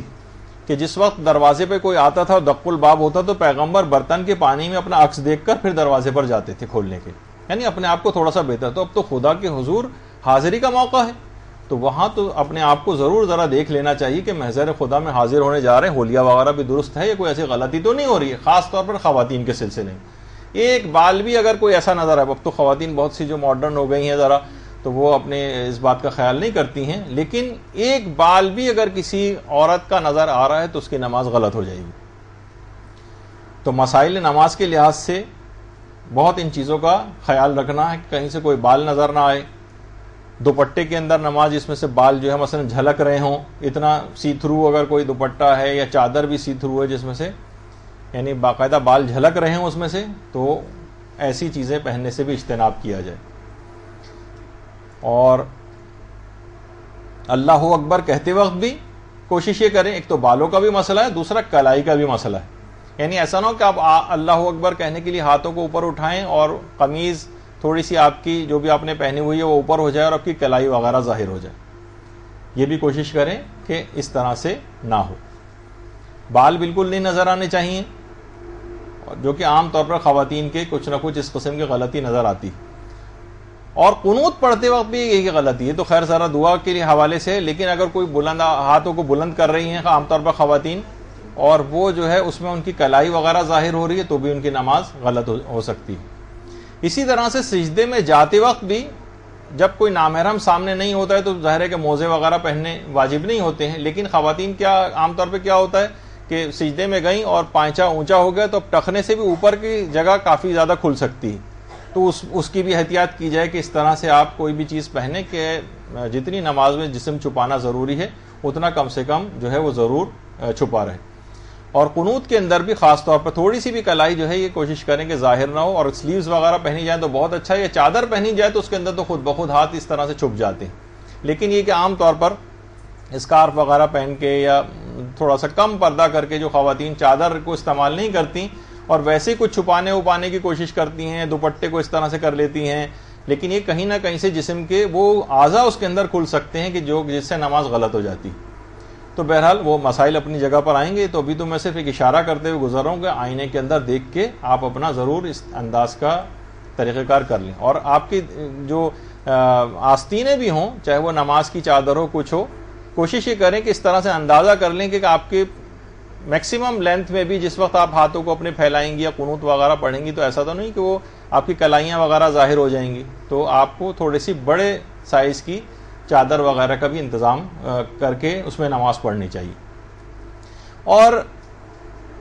بچوں کے سلسلے میں بھی مائیں خاص طور پر اس کی احتیاط کریں کہ ان کو شروع سے اس بات کی ٹریننگ دیں کہ پردے کا کس انداز سے خیال رکھ رہے ہیں نماز کو شروع کرنے سے پہلے. اچھا، اسی طرح سے بچوں کے سلسلے میں تو تاکید اپنی جگہ پر ہے. چھوٹے بچے جو ابتدائی سے اچھے طریقے سے بالکل نماز کے عادی ہو جاتے ہیں، پھر یہی بچے بڑے ہو کر بعد میں اچھی نماز پڑھ سکتے ہیں، بنسبت یہ کہ بچپن سے ہی ان کی طرف توجہ نہیں دی ہے اور نامناسب لباس پہنا کے ان کو اپنے ساتھ جو ہے وہ مثلا رکھا گیا ہے، تو بعد میں بڑے ہو کر بھی ذرا لاؤبالی سے رہیں گے. چلیں، یہ بچی تو پھر بھی بہت چھوٹی ہے، لیکن یہ کہ بہرحال اس کا بھی خیال رکھنا چاہیے کہ اس سے پہلے والی بچی بہت چھوٹی تھی لیکن اسے اچھے طریقے سے پہنایا گیا تھا. بچہ تو آپ کے اپنے اختیار میں ہوتا ہے نا، جیسا بھی اس کو چاہیں ڈھالیں. اچھا، اسی طرح سے اس بات کا بھی خیال رہے کہ لوگ جوائنٹ فیملی سسٹم میں رہتے ہیں. نماز کے دوران ویسے تو خواتین کو اپنے پاؤں نہیں چھپانا ہے، اور چہرہ تو چھپانا خیر واجب ہے ہی نہیں. اس تصویر میں ایک الگ بات ہے کہ چہرہ چھپا ہوا ہے، وہ اس سے قطع نظر. جو مسئلہ اس میں بتانے کا ہے کہ عام طور پہ جوائنٹ فیملی سسٹم میں مثلا دیور بھی گھر میں گھوم رہے ہیں، کچھ اور نامحرم افراد بھی ساتھ رہتے ہیں، اور کسی جگہ ایسی جگہ پہ نماز پڑھی جا رہی ہے جہاں کوئی نامحرم دیکھ سکتا ہے، تو پھر پاؤں کا چھپانا واجب ہو جاتا ہے. پاؤں کا چھپانا تو عام طور پر یہ بھی نماز کی تیاری کے اندر ہے کہ زیادہ دوران نماز تو کہیں موزے ووزے نہیں پہننے کے لیے جائیں گے آپ، تو یہ آپ کو تیاری کے اندر ہی اس بات کا اہتمام کر لینا ہے کہ کوئی ایسی بات نہ ہو جائے کہ کوئی نامحرم مثلا آنے کا امکان ہو تو آپ نے پہلے سے موزے وغیرہ پہنے ہوئے ہیں. اچھا، اب اس کے بعد ایک چیز اور آپ کو کوشش کرنی کہ نمازوں کے لیے بہترین لباس کا انتخاب کرنا ہے. شادیوں کے لیے آپ لباس کا اہتمام کرتی ہیں، سالگرہ میں جانے کے لیے لباس کا اہتمام کرتی ہیں، نماز کے لیے اچھا لباس کیوں نہیں سلواتی؟ جانے کے بعد فوراً بازاروں کا رخ نہ کیجیے گا، اپنے گھر میں سے کوئی ایسا لباس کوئی بہترین، یا اگر بنوانا بھی پڑ جائے، مجھے پتا ہے کون سا منع کر دوں گا تو آپ نہیں جائیں گی، لیکن بہرحال یہ کہ ایسا لباس ضرور نماز کے لیے کہ بہترین سا ایک لباس ہو، اچھے سے لباس کا اہتمام اس کے اندر کیا جائے باقاعدہ، جس میں آپ کو لگے کہ ہاں آپ نے نماز کو ایک امپورٹنس دی. گندا سندا لباس پہننا، موڑا توڑا لباس پہننا، بغیر استری شدہ لباس پہننا، جس طرح سے کوئی مٹکے میں سے نکال کے پہلے جو لوگ پہن لیا کرتے تھے اس طرح کا لباس پہننا، اس طرح کی چیز نہ ہو. بچے ہوں ان کے لیے بھی بہت مناسب، اس سے نماز کی عظمت کا احساس پیدا ہوگا. اچھے سے اچھا لباس، اچھے سے اچھا لباس نماز کے سلسلے میں، کیونکہ آپ ایسے بارگاہ کے اندر حاضر ہو رہی ہیں کہ جس کے اندر بڑی امپورٹنس ہے ان تمام چیزوں کی، لباس کی اچھے طریقے سے اس کو انجام دینے کے لحاظ سے. تو کوئی بھی آپ کوشش کریں کہ نماز کے لیے کوئی ایک لباس خواتین مخصوص کر دیں. ایک لباس یا دو لباس اپنے بہترین سے سلوا کے صرف نماز کے لیے مخصوص، جو صرف نماز کے لیے آپ نکال کر پہنیں اور اس کے بعد ان کو اتار دیں، بہترین لباس۔ اچھا، اسی طرح سے مردوں کے حوالے سے بھی ایک بات کہی جا سکتی ہے کہ مرد حضرات بھی عام طور پر گھروں میں جس طرح سے بھی چاہیں وہ نماز شروع کر دیتے ہیں، ہو تو جاتی ہے، لیکن وہ بھی اگر جیسے کندورا وغیرہ ہوتا ہے عرب حضرات جو پہنتے ہیں، یہ گھر میں بالکل ایک تیار حالت میں رکھا ہو، اس کو خوشبو وغیرہ لگائی ہوئی ہو، اس کے اندر صاف ستھرا ہو، نماز کے لیے گئے پہلے اس کو پہنا اور اس کے بعد پھر جا نماز پر آ کر نماز شروع کر دی، تو صاف ستھرا لباس ہوگا۔ اچھا، جب الگ سے ایک لباس پہنتا ہے نا تو آدمی ذرا کانشیس ہوتا ہے، نماز کو ایک امپورٹنس ملتی ہے۔ یہ تمام چیزیں وہ سب باتیں بتائی جا رہی ہیں نماز کی تیاری میں، جس سے نماز کو ایک امپورٹنس ملے گی۔ اور تو کوشش یہ کریں کہ اچھے سے اچھا اس انداز کا لباس ہو، وہ جیسے کہ ہمارے ابھی آپ نے دیکھا کہ کتنی پردے کی بھی احتیاطیں نماز کے دوران تھیں، یہاں تک کہ مجتہدین سے پوچھا بھی گیا کہ اگر گھر میں کوئی بھی نامحرم موجود نہیں ہے تو ہم صرف خدا کی بارگاہ میں تو نماز پڑھ رہے ہیں، اور خدا سے زیادہ ہمارا محرم کون ہے، تو کیا ہم اس میں پردے کی اگر ذرا خلاف ورزی ہو جائے تو چل جائے گا؟ نہیں چلے گا۔ پروردگار اپنے سامنے آپ کو اسی طرح سے جس طرح معاشرے میں آپ کو پریکٹس کروانا چاہتا ہے نامحرموں کے سامنے۔ ہمارے استاد محترم تو بڑا اچھا ایک جملہ اس سلسلے میں کہتے ہیں کہ اس میں پردے کی جتنی باتیں، اس پردے کے احکام صرف نماز کے پردے کے سلسلے میں احتیاطیں ہیں۔ عورتیں اگر ان کی پابندی کر لیں، اور جو 5 دفعہ دن میں ان کو پریکٹس کروائی جا رہی ہے بار بار پردے کی، تو کہا کہ اگر عورتیں اس کی پابندی کر لیں تو ہمارے مجالس اور دروس کے مضامین آدھے رہ جائیں، ہم دوسری چیزوں کی طرف توجہ دے سکیں۔ پتہ چلا ساری بار بار توجہ میں انہی چیزوں کی طرف دینی پڑتی۔ تو پروردگار بھی چاہے آپ اکیلے کمرے میں کیوں نہیں نماز پڑھ رہی، کسی نامحرم کا دور دور تک، کیا محرم کے آنے کا بھی امکان نہیں، تب بھی پروردگار اپنی بارگاہ میں آپ کو اسی انداز سے بلا رہا ہے، پورے مکمل پردہ کروا کر۔ تو کب آپ کے لیے سزاوار ہوگا کہ عام حالات میں آپ کو نامحرموں کے سامنے جانے کی اجازت مل جائے بے پردگی کے عالم میں۔ تو ایک تو بات یہ کہ دیکھیے لباس کو آرام دہ ہونا چاہیے، لباس تنگ نہ ہو۔ عام طور پر ہو تو جاتا ہے، لیکن مثلا ٹائٹ قسم کی پینٹس پہنی ہوئی ہیں اور جینز پہنی ہوئی، کو اٹھنا بیٹھنا بھی مثلا اس کے اندر مشکل ہو رہا ہے، تو ایسی نمازوں کے اندر یہ نامناسب ہے، ان کی توجہ، ان کا دل بھی نہیں لگے گا۔ تو ایک تو میں نے یہ کہا کہ نمازوں کے لیے کوشش کریں کہ الگ لباس ہوں اور باقاعدہ کسی جگہ ہینگر میں کسی جگہ وہ ٹنگا ہوا، اور مرد حضرات ہوں خواتین ہوں نکالیں پہنیں اور نماز ختم کرنے کے بعد دوبارہ اس کو ٹانگیں۔ دیکھیے نمازوں کے لحاظ سے لباس کی اتنی اہمیت ہے کہ بہترین لباس کا امام حسن علیہ الصلوۃ والسلام، ہمارے اللہ صلی اللہ علیہ وسلم،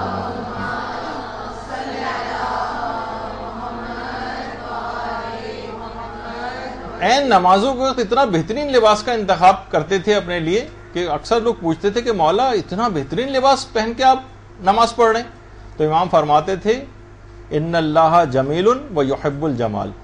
خدا خود بھی خوبصورت ہے اور وہ خوبصورتی اور زیبائی کو پسند کرتا ہے۔ اور خود قرآن کے اندر بھی یہ چیز آئی ہے، سورہ اعراف کی جو آیت نمبر 31 ہے کہ یا بنی آدم خذوا زینتکم عند کل مسجد، کہ مسجد جاتے ہوئے یعنی نماز کو پڑھتے ہوئے اپنی زینتوں کو ساتھ لے کر جائیں، یعنی خدا کے حضور ایک تو بہترین نماز اور اپنے بہترین لباس کے ساتھ نماز پڑھیں، اور باقاعدہ خوشبو وغیرہ سے بھی مزین ہو کر آئیں۔ خذوا زینتکم عند کل مسجد، اس کے اندر خوشبو اور اچھا لباس بھی شامل ہے۔ اور یہ تو نماز کی تیاری ہوتی تھی، پھر یہی امام جب نماز کے لیے کھڑے ہوتے تھے تو اتنا لرزتے تھے، اتنا گڑ گڑاتے تھے اور ایسا تڑپتے تھے کہ روایت کا جملہ کہ جیسے کسی سانپ نے کاٹ لیا۔ اور اس کے مقابلے میں آپ خود سوچیے کہ کوئی ایسا شخص کہ جو صحیح طرح سے نامناسب لباس کے ساتھ اس کی نمازوں میں کبھی وہ خشوع خضوع آئے گا؟ اور یہاں تک کہ آئمہ اپنے 20-20 30-30 سال جن لباسوں کے اندر، یعنی لباس سے جب لباس مخصوص ہوگا نماز کے لیے جبھی تو اتنا عرصہ چلے گا، اپنے لباس مخصوص لباسوں کو انعام کے طور پر دیا کرتے تھے۔ دیبل خزائی کہ جب انہوں نے وہ خاص ایک اشعار کہے تھے تو امام نے ان کو جو ایک تو پیسے بھی انعام میں دیے تھے، اور اس کے علاوہ اپنا ایک پیراہن جس میں امام نے کتنے سال تک نمازیں پڑھی تھی وہ انعام میں دیا تھا۔ اور یہی وجہ ہے، اور پھر اس کے بعد دیبل خزائی جب اتنا بابر اصل میں خود اس لباس کے اندر جو نمازوں میں پہنا جاتا ہے اتنی کرامت پیدا ہو جاتی ہے اس لباس کے اندر کہ دیبل جب وہ ایک تو خود خیر امام کا لباس تھا، دیبل کی بیوی نابینا تھی، وہ گھر لے کر گئے اور اس لباس کو اس کی آنکھوں سے لگایا، دیبل کی بیوی کی بینائی اسی وقت بحال ہو گئی۔ صلی علی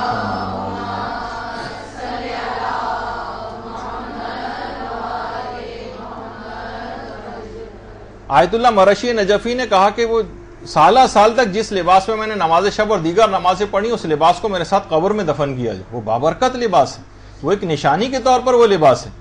اور اسی طریقے سے جب امام خمینی کے متعلق میں ملتا ہے کہ انتہائی صاف اور بہترین لباس ہمیشہ پہن کر نمازیں پڑھتے تھے,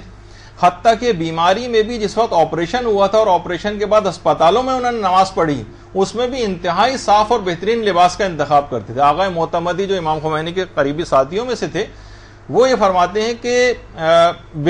بیماری کے بعد آپریشن کے بعد بھی جتنی نمازیں پڑھی انتہائی صاف اور بہترین لباس کا انتخاب کر کے نمازیں پڑھی. اور خود آیت اللہ مرشی نجفی کا یہ جملہ ہے کہ ایک دفعہ ایک شخص امام خمینی کے پاس آیا اور اس نے آ کر امام خمینی سے ان کے نماز کا لباس تحفے میں مانگا. نماز کا لباس تو ایک تو اوپر سے تو ابا وغیرہ ہوتی ہے عالم کی اور امامہ ہوتا ہے, لیکن اندر تو وہی کرتا شلوار ٹائپ کا جو ایک لباس کرتا ہوتا ہے, ایک پاجامہ ہوتا ہے. تو وہ کمرے میں اندر گئے اور اپنے نماز کو وہ لباس لا کر اس شخص کو دیا. یعنی اس نے بھی کہا کہ مجھے آپ کے نماز کا لباس چاہیے. امام خمینی اور ان کے ساتھ ان کے سگے بھائی آیت اللہ پسندیدہ بیٹھے ہوئے ہیں.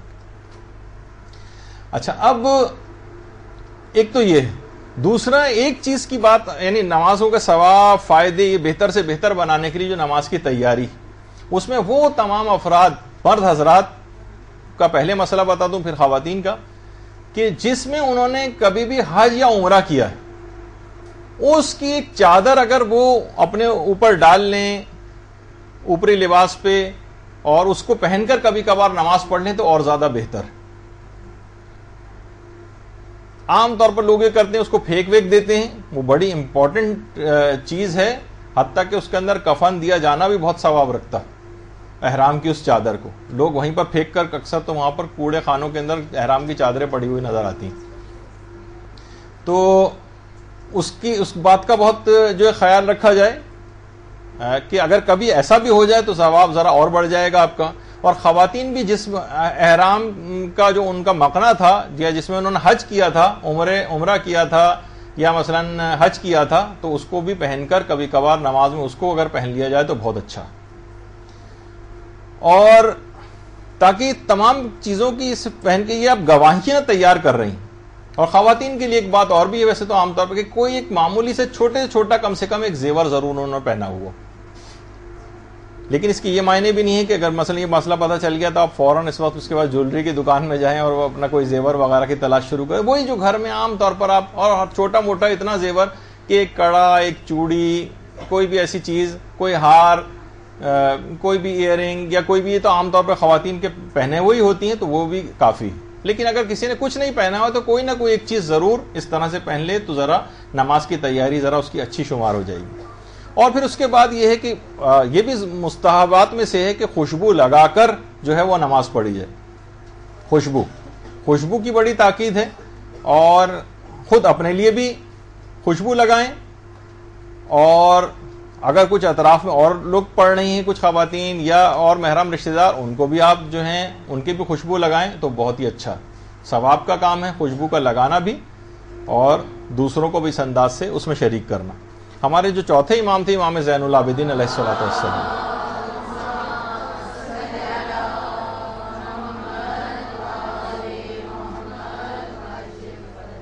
کہ جب بھی امام نماز کا ارادہ کرتے تھے اور مصلی پر آتے تھے,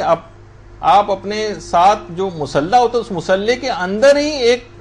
عطر کی شیشی رکھی ہوتی تھی, اور اسی عطر سے اپنے آپ کو معطر کرتے تھے اور پھر نماز جو شروع کرتے تھے. اور کبھی بھی امام خمینی کے متعلق بھی ملتا ہے کہ ان کے مصلی میں بھی ایک عطر کی ایک چھوٹی سی شیشی وہ ضرور ان کے پاس ہوتی تھی. اور نجف میں بھی جس وقت وہ جلا وطنی کی زندگی گزار رہے تھے تو جب نماز شب کے لیے چھت پہ جاتے تھے تو ہمیشہ عطر کی ایک شیشی اوپر ساتھ لے جاتے تھے. دیکھیے یہ بھی کر سکتے تھے کہ نیچے سے عطر لگایا اور اوپر چلے گا اور نماز شروع کر دی, نہیں, عطر کی شیشی اپنے ساتھ شاید ہر نماز سے پہلے تھوڑا سا عطر ضرور لگاتے ہوں. اور یہ بھی چھٹے امام نے جملہ ارشاد فرمایا ہے کہ اس نماز کی نسبت یہ 70 گنا زیادہ ثواب رکھتی ہے والی نماز جو وہ تمام نمازیں جو بغیر عطر کے پڑھی جائیں, یعنی ان سے کہیں زیادہ 70 گنا ثواب یہ نماز رکھے گی کہ جو عطر لگا کے پڑھی جائے. تو ہم کیوں اپنے ثواب کو کم کریں, کیوں زیادہ سے زیادہ ثواب کو بڑھائیں. اور کوشش یہ کریں کہ جب بھی آپ، جیسے بھی ہم نے کہا کہ وقت آنے سے 10-15 منٹ پہلے وضو کر لیں، تو یہ بھی کریں کہ جس وقت بھی آپ کا نماز کا ارادہ ہو، آپ اس وقت سے تقریباً 5-10 منٹ پہلے، 3 منٹ پہلے، 4 منٹ پہلے آپ مصلی کے اوپر آ جائیں اور تھوڑی سی دیر تلاوت قرآن کر لیں.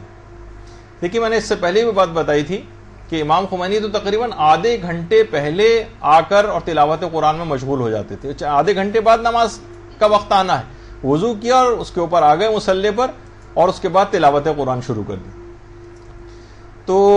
یہ تمام اقدامات اس وجہ سے ہو رہے ہیں کہ آپ کو نماز میں آپ کی رغبت ہو، آپ کا دل لگے، ورنہ ایک بہت بے ادبی ہوگی، بے احترامی ہوگی، دل آپ کا متوجہ ہو جائے نماز کی طرف. یہی وجہ ہے کہ جب امیر المومنین جب آتے تھے نماز کے لیے، اللہم صلی علی محمد،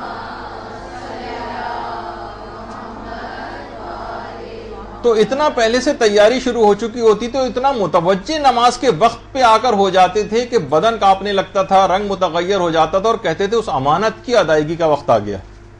جس کو زمین و آسمان پر جب پیش کیا گیا تو اس کو تحمل کرنے کی طاقت نہیں رکھتے تھے.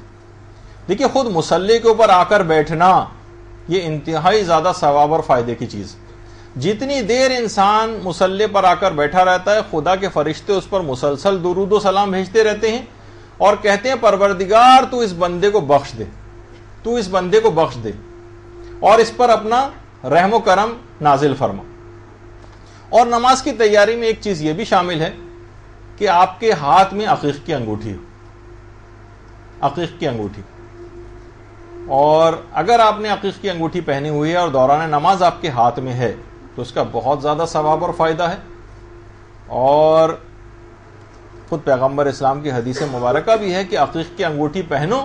کہ پتھروں میں یہ پہلا پتھر ہے جس نے خدا کی وحدانیت اور میری نبوت اور اے علی تمہاری امامت کا اقرار کیا. اللہم صلی علی محمد.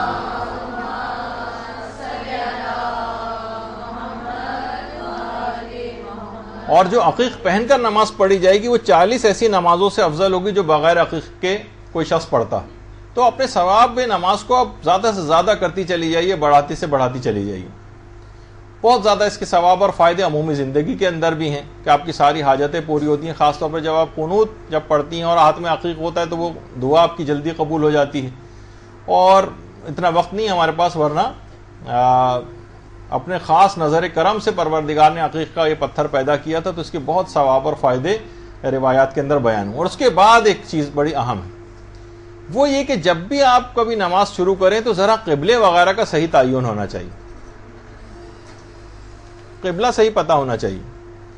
بہت سارے گھروں کے اندر ہم نے بڑی لاپرواہی اس سلسلے میں دیکھی ہے. عام طور پر علماء سے مجتہدین سے سوال بھی پوچھا گیا کہ کیا یہ کافی ہے کہ ہم عرفاً جو قبلہ ہو اس کی طرف رخ کر کے نماز پڑھ لیں؟ یعنی لوگ عام طور پر کسی گھر جاتے ہیں، بھائی قبلہ کہاں، کہتے ہیں یہ رہا قبلہ. اور آپ دیکھتے ہیں کہ بعض اوقات اگر تو مجتہدین کی طرف سے جواب آیا کہ عرفاً نہیں چلے گا بلکہ دقت نظری سے کام لینا پڑے گا. دقت نظری یعنی ورنہ آپ دیکھتے ہیں کہ ایک ہی گھر میں ایک صاحب جو ہے کسی طرف رخ کر کے پڑھ رہے ہیں 10-15 ڈگری، دوسرا آدمی دوسری ویریشن کے ساتھ پڑھ رہا ہے، تیسرے آدمی سے کو دیکھ رہے ہیں وہ ذرا تھوڑا سا اور زیادہ ٹیڑھا ہوا ہے. تو ایک ہی گھر کے اندر اتنی زیادہ ویریشن. تو کوشش یہ کرنی چاہیے کہ نماز کو شروع کرنے سے پہلے قبلہ صحیح طور پر، اور عام طور پہ بڑے قبلہ نما جو ہے آرام سے ملتے ہیں، کوئی زیادہ اتنے مہنگے بھی نہیں ہوتے، 100, 150, 200 روپے کے ملتے ہیں. اور عام طور پہ اب تو جائے نمازوں وغیرہ کے اندر خود قبلہ نما ہے. اور جو آپ کے خود یہ سیل فون ہے اس کے اندر سافٹ ویئر کو ایک ڈاؤن لوڈ کر لیں جو خود ہی جس جگہ بھی ہوں گے وہیں پہ آپ کو قبلہ اسی وقت بتا دے گا. تھوڑی سی کسی بچے کو بھی دے دیں تو وہ سافٹ ویئر کو ڈاؤن لوڈ کر دے گا آپ کے سیل فون میں. تو یہ عام طور پہ ہوتا ہے، ایک دوسرے سے کو بلکہ شیئر بھی کروانا چاہیے کہ بالکل ایگزیکٹلی جو کوشش کریں کہ قبلے کی زیادہ بہتر سے بہتر سمت جو ہے وہ پتہ چلا سکے. تو یہ خود نماز کی اپنی تیاریوں میں یہ چیز شامل ہے. اور امام خمینی تو اتنا زیادہ اس بات کے قائل تھے کہ اپنے تمام امور حتیٰ کہ وضو بھی وہ قبلہ رخ ہو کر کرتے تھے، وضو بھی. اور بعض اوقات کبھی کبھار ایسا ہوتا تھا کہ اگر مثلا قبلے کی طرف پشت ہے، مثلا بیسن یا نل ایسی جگہ پہ لگا ہوا ہے کہ جہاں وضو کرنے کے لیے آپ کو پشت قبلہ ہونا پڑے گا، تو ان کا طریقہ کار تھا کہ چلو میں پانی لیتے تھے اور گھومتے تھے، قبلہ رخ ہوتے تھے اور اس کے بعد وضو کرتے تھے. تو جب اتنا زیادہ آپ نے ویسی باتھ روم کے اندر پانی بہایا ہوا اور کیچڑ کر رکھی ہے، تو اگر قبلہ رخ ہو کے اگر تھوڑا سا پانی نیچے گر جائے گا تو کون سا فرق پڑے گا، اتنا زیادہ ثواب بھی تو ملے گا آپ کو. تو بہرحال تو اور علماء نے ایک چیز بات اور کہی ہے کہ نمازوں کو شروع کرنے سے پہلے کوشش یہ کریں کہ اپنے سب کو معاف کر دیں، جن جن لوگوں نے بھی آپ کا قصور کیا ہے، تاکہ پروردگار بھی آپ کے اوپر رحم کرے، اور جو آپ نے پروردگار کے قصور کی ہیں پروردگار بھی اس کو معاف کرے. تو سب لوگوں سے اپنے دل کے تمام کینے اور حسد کو نکال دیں. جن لوگوں کے لیے الخصوص آپ کے دل میں کینہ محسوس ہوتا ہو، آپ کہیں کہ میں نے اپنے بھی تمام اس کے اوپر حقوق معاف کیے ہیں، اور بعض اوقات اس کے لیے دعا بھی کر دیں جو جس نے آپ کے کبھی حق میں کوتاہی کی ہو. تو آپ خود دیکھیں گے کہ بڑے عجیب و غریب اثرات اس کے ہوں گے. خود آپ کے نمازوں کے اندر بہت زیادہ آپ کو دل لگے گا، اور آپ کی نمازیں حد کمال تک پہنچیں گی. اور ایک بات اور جو علماء نے خاص طور پر نمازوں کو شروع کرنے سے پہلے جس بات کا آپ کو خیال رکھنا کہ دیکھیے جو مستحب نمازیں ہیں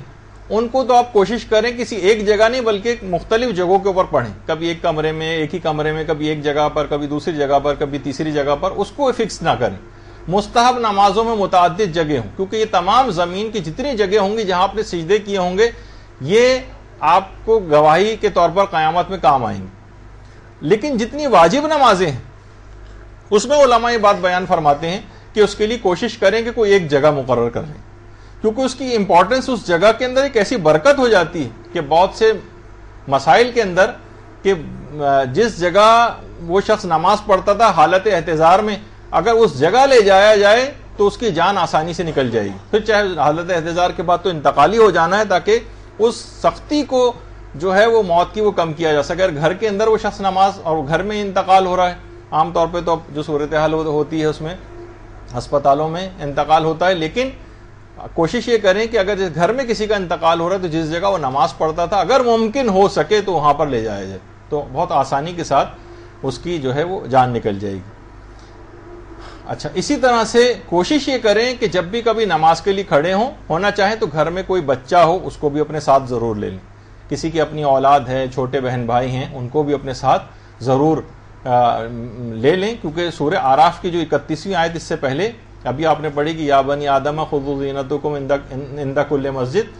کہ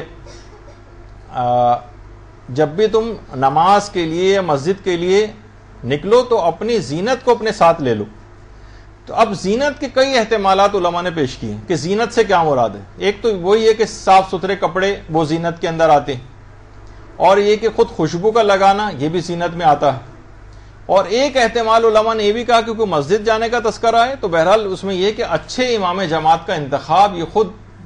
مسجد کی زینتوں میں سے ایک چیز ہے. لیکن اگر خود قرآن سے پوچھیں کہ قرآن نے خود زینت کس کو کہا ہے تو سورہ کہف کی آیت نمبر 46 میں علماء فرماتے ہیں کہ المال والبنون زینت الحیات الدنیا، یعنی مال کو اور اولاد کو زینت کہا گیا ہے. تو اس لحاظ سے یہ دنیا کی زندگی کی زینتیں ہیں. یعنی جب بھی انسان نماز کے لیے مسجد جا رہا ہو یا خود گھر میں بھی نماز پڑھ رہا ہو تو ایک تو یہ ہے کہ اپنی اولاد کو اپنے ساتھ لے لے، اپنی اولاد کو اپنے ساتھ لے لے اور اپنی اولاد کو اپنے ساتھ رکھے، کیونکہ زینت قرآن نے زینت اولاد کو بھی کہا ہے. تو چھوٹے بچے بھی جب جاتے ہیں تو ایک ایک چیز دیکھتے ہیں، آبزرو کرتے ہیں، کسی بھی بڑے شخص کو نماز پڑھتے دیکھتے ہیں. تو بہرحال اپنی اولاد کو اپنے ساتھ رکھیں. اور دوسرا یہ ہے کہ المال والبنون کا لفظ آیا کہ کچھ پیسہ بھی اپنے ساتھ رکھ لیں. تو کیونکہ عام طور پر یہ ہوتا ہے کہ کوئی نہ کوئی مستحق، کوئی جاننے والا، کوئی ایسا وہاں پر موجود ہوتا ہے کہ اس کو آپ صدقہ دے سکتے ہیں، تو کچھ نہ کچھ پیسے بھی اپنے ساتھ رکھیں. تو دیکھیے اتنی زیادہ اس بات کی امپورٹنس ہے کہ جب بھی کبھی نماز کے لیے کھڑے ہوں تو کوشش یہ کریں کہ کوئی نہ کوئی بچوں کو تاکہ عادی بنانے کے لیے اپنے ساتھ نماز پڑھوائی جائے. اور کیسے نماز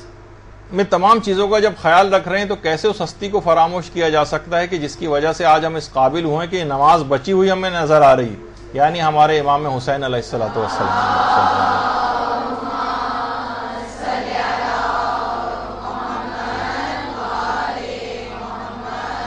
کہ اپنے پورے خانوادے کو اور اپنی آپ کو شہید کروا دیا، قتل ہو گئے اور ان نمازوں کو بچا گئے. کیسے فراموش کیا جا سکتا ہے؟ یہی وجہ کہ آغا احمد بہاؤالدینی وہ فرماتے ہیں کہ امام خمینی حضرت سید الشہداء کے اتنے عاشق تھے کہ ہر نماز سے بھی پہلے اور ہر نماز کے بعد ضرور امام حسین علیہ السلام کو یاد کرتے تھے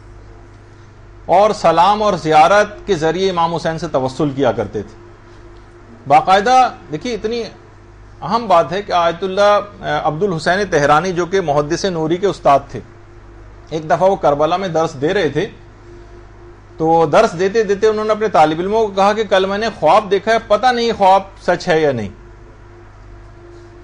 ایران تھا، کہہ رہے ہیں کہ اس زمانے میں قاجار خاندان کی حکومت تھی ایران پر. کہا کہ میں نے خواب میں دیکھا کہ قاجار شہزادوں میں سے ایک شہزادہ مرزا عبد النبی خان جو تھوڑے دیر عرصے پہلے مر گیا ہے، اسے میں نے خواب میں دیکھا کہ بہت خوش و خرم ہے، جبکہ مجھے اچھی طرح سے پتا ہے کہ کوئی اچھا آدمی نہیں تھا، وہ ایک برا آدمی تھا. میں حیران ہوا کہ اس کو اتنا بلند مقام کیسے حاصل ہو گیا، اتنا خوش و خرم یہ برزخ زندگی میں کیسے. تو میں نے اس سے پوچھا کہ تم تو ایک اچھے آدمی نہیں تھے، پھر تمہیں مقام کیسے ملا؟ تو اس نے کہا کہ ہاں میں یقیناً برا آدمی تھا، لیکن طالقان میں میری کان تھی، وہاں کی جتنے بھی آمدنی ہوتی تھی میں نے وہ امام حسین کی مجالس کے لیے وقف کر رکھی تھی. اچھا اب بس اتنا انہوں نے سنا اور اس کے بعد ان کی آنکھ کھل گئی. تو مجمع میں ان کے شاگردوں میں سے طالقان ہی کے ایک عالم دین موجود تھے جن کا نام تھا ملا نظر علی طالقانی، جو خود طالقان کے تھے. کہا کہ استاد محترم آپ کا خواب بالکل سچ ہے، مرزا عبد النبی خان کی کان وہاں پر ہے اور ہر سال اس کان کا پیسہ میرے پاس ہی آتا ہے جس سے میں یہاں پر مجالس ازا منعقد کرواتا ہوں مسجد ہندی میں، اور یہ بات بالکل صحیح. تو اس کا مطلب یہ ہوا کہ دیکھیے امام حسین علیہ الصلوۃ والسلام یعنی کوئی شخص بہت برا بھی ہے، صرف ان کی مجالس ازا کا اہتمام کرتا ہے، تو عام زندگی میں بھی ان کو مجالس کے ذریعے یاد رکھنا ہے. اور جس وقت نماز کے لیے کھڑے ہوں تو کتنی درسوں میں پہلے بھی آ چکا ہے کہ السلام علیکم یا ابا عبداللہ الحسین کہیں، اور اس کے بعد پھر جو ہے وہ نماز کو شروع کریں اور ہمارا سلام ہو امام حسین علیہ الصلوۃ والسلام پر.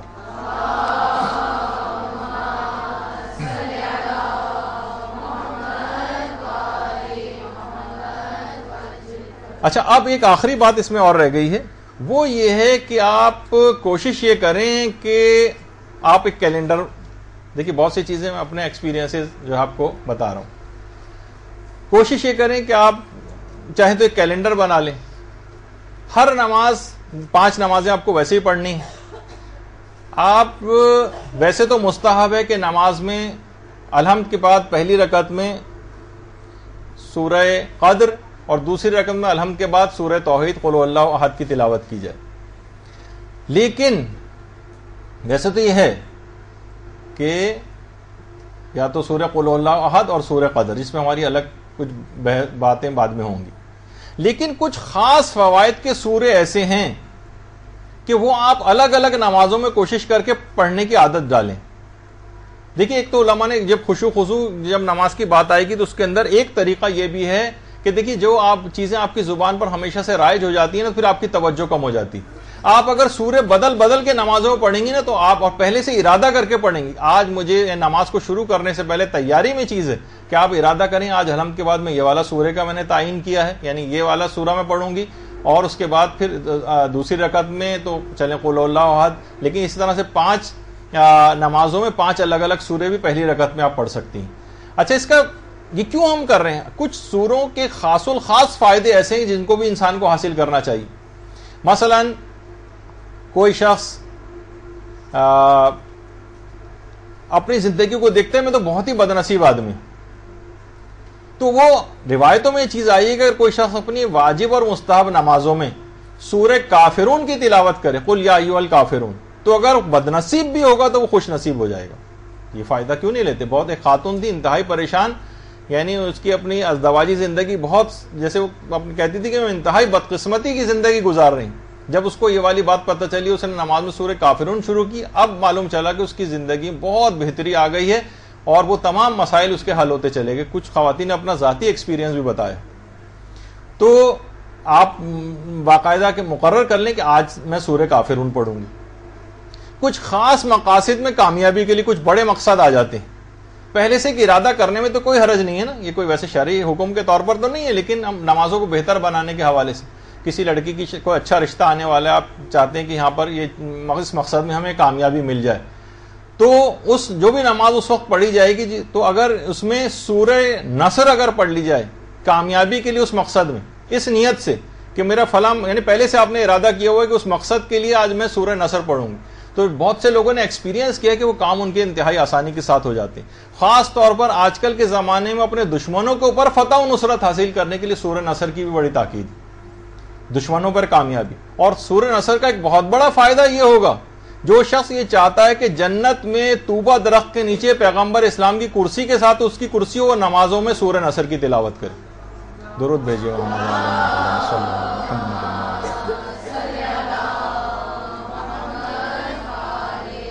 دیکھیں نمازوں کو بہتر سے بہتر بنانا ہے نا. ہم ایک سورہ پڑھتے ہیں، ایک سورہ پڑھنے کا ثواب ملتا ہے نماز میں. نماز میں ایک سورہ ایسا ہے کہ اس کو پڑھنا پورے قرآن کا ثواب ایک نماز میں پڑھنے میں دلواتا ہے. اور پیغمبر اسلام نے جو جملہ ارشاد فرمایا ہے اور تفسیر برہان میں آیا ہے وہ ہے سورہ والعادیات کا پڑھنا. چھوٹے چھوٹے سے سورے ہیں، سورہ والعادیات، سورہ والعادیات کا پڑھنا. البتہ نہیں، یہ تھوڑا سا مجھے بتانے میں کیونکہ سلائیڈ آگے پیچھے ہو گئی، تو سورہ نصر تو دشمن کی کامیابی کے لیے ابھی میں نے بتایا، اور اس سے پہلے سورہ کوثر کا یہ ثواب ہے کہ اگر کوئی شخص چاہتا ہے کہ پیغمبر اسلام کی کرسی کے برابر طوبہ میں اس کو کرسی ملے تو وہ سورہ کوثر کی تلاوت کرے. اس کی تھوڑی سی کریکشن کر لیجئے. اور ایک چیز اور بھی سورہ کوثر کے لیے بڑی اہم ہے، وہ یہ ہے کہ بہت سے لوگوں نے خاص طور پر وہ خواتین یا وہ جوڑے کہ جن کے یہاں اولاد نہیں ہوتی، اگر وہ اس نیت سے سورہ کوثر پڑھنا شروع کر دیں، دماغ میں چھپی ہوئی نیت ہو کہ پروردگار پیغمبر اسلام کو تو نے قیامت تک ان کی ایک نسل جاری کی کہ میرے ہاں بھی یہ سلسلہ شروع ہو جائے، تو وہ اگر نمازوں میں سورہ کوثر پڑھے تو جن جن لوگوں نے اس کا تجربہ کیا وہ بھی صاحب اولاد ہو گئے. اور اس کے بعد جیسے یہ جو بھی میں نے سورہ والعادیات کا آپ کو بتایا کہ اسے پورے قرآن پڑھنے کا اس کو ثواب ملے گا. تفسیر برہان میں یہ بات لکھی ہوئی ہے صرف ایک سورہ کو پڑھنے سے. اچھا، اسی طریقے سے اگر کوئی شخص اپنے آپ نے لسٹ بنائی ہوئی اس میں سورہ تکاثر بھی ہے، اس کے متعلق بھی ملتا ہے کہ 100 شہیدوں کے برابر ثواب اس کو دیا جاتا ہے جو نمازوں میں سورہ تکاثر پڑھتا. ایک شہید کا ثواب، وہ سوچیے 100 شہیدوں کا ثواب. کتنا ہم ڈرتے ہیں کہ قیامت میں ہمارے ساتھ کیا ہوگا، کتنا ہمارا محاسبہ ہوگا. باقاعدہ ہمارے چھٹے امام جعفر صادق علیہ الصلوۃ والسلام نے بات صلی اللہ علیہ وسلم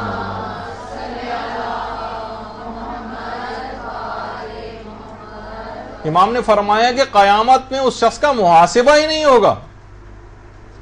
جو نمازوں میں سورہ فیل کی تلاوت کرے گا. محاسبہ ہوگا ہی نہیں اور براہ راست داخل جنت کر دیا جائے گا. کتنا اہم معاملہ ہے. تو ہم کیوں فقط ایک آدھ سورے کی حد تک رہیں، کچھ اور سوروں کے فوائد بھی کیوں نہ نماز میں پڑھنے میں حاصل کریں. اچھا، بہت بڑا مسئلہ، اس پہ ہماری پوری 1 یا 2 نشستیں ہوں گی.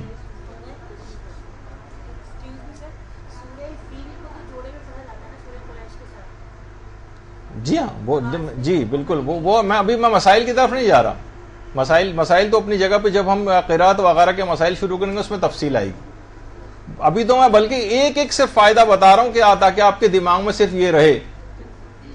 ایک صرف فائدہ بتاتا جا رہا ہوں، ورنہ تو اور بھی بے شمار اس کے فائدے، کو ایک فائدہ تو نہیں. تو ابھی میں یہ بتا رہا تھا کہ اگر کوئی شخص نمازوں کو قبول کروانا چاہے اپنی، کتنا بڑا مسئلہ ہے قبولیت نماز پہ. ہماری کم سے کم 2 نشستیں ہوں گی نمازوں کا جب مسائل کو مکمل کریں گے کہ کون سے طریقے ایسے ہیں جس سے ہم نمازوں کو قبول کروائیں. تو ہمارے 5ویں امام یہ جملہ ارشاد فرماتے ہیں، اللہم صلی علی محمد و علی محمد،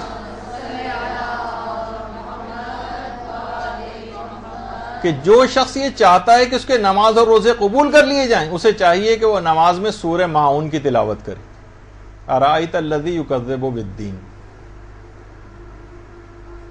سورہ ماعون کی تلاوت، اس کے نمازیں بھی ساری قبول ہو جائیں گی اور روزے بھی تمام پروردگار عالم قبول کر لے گا. کہ کتنا زبردست ثواب اور فائدہ ہے. یہ تو آپ کو باقاعدہ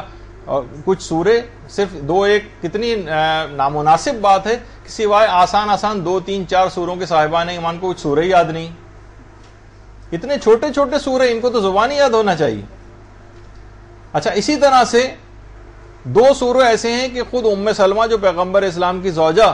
وہ فرماتی کہ پیغمبر فرماتے تھے کہ 2 سورے ایسے ہیں جو خدا کے نزدیک محبوب ترین ہیں، ان کو بھی نمازوں میں ہمیں چاہیے کہ ہم پڑھیں، اور وہ ہے سورہ ناس اور سورہ فلق۔ یہ 2 سورے ایسے ہیں کہ خود ام سلمہ فرماتی ہے پیغمبر یہ فرماتے تھے کہ محبوب ترین سورے ہیں پروردگار کے، تو پروردگاری کی نماز پڑھیں اور اس میں اس کے محبوب ترین سورے پڑھیں گے تو سوچئے کتنا ثواب ملے گا۔ ناس اور سورہ فلق۔ اور اس کے علاوہ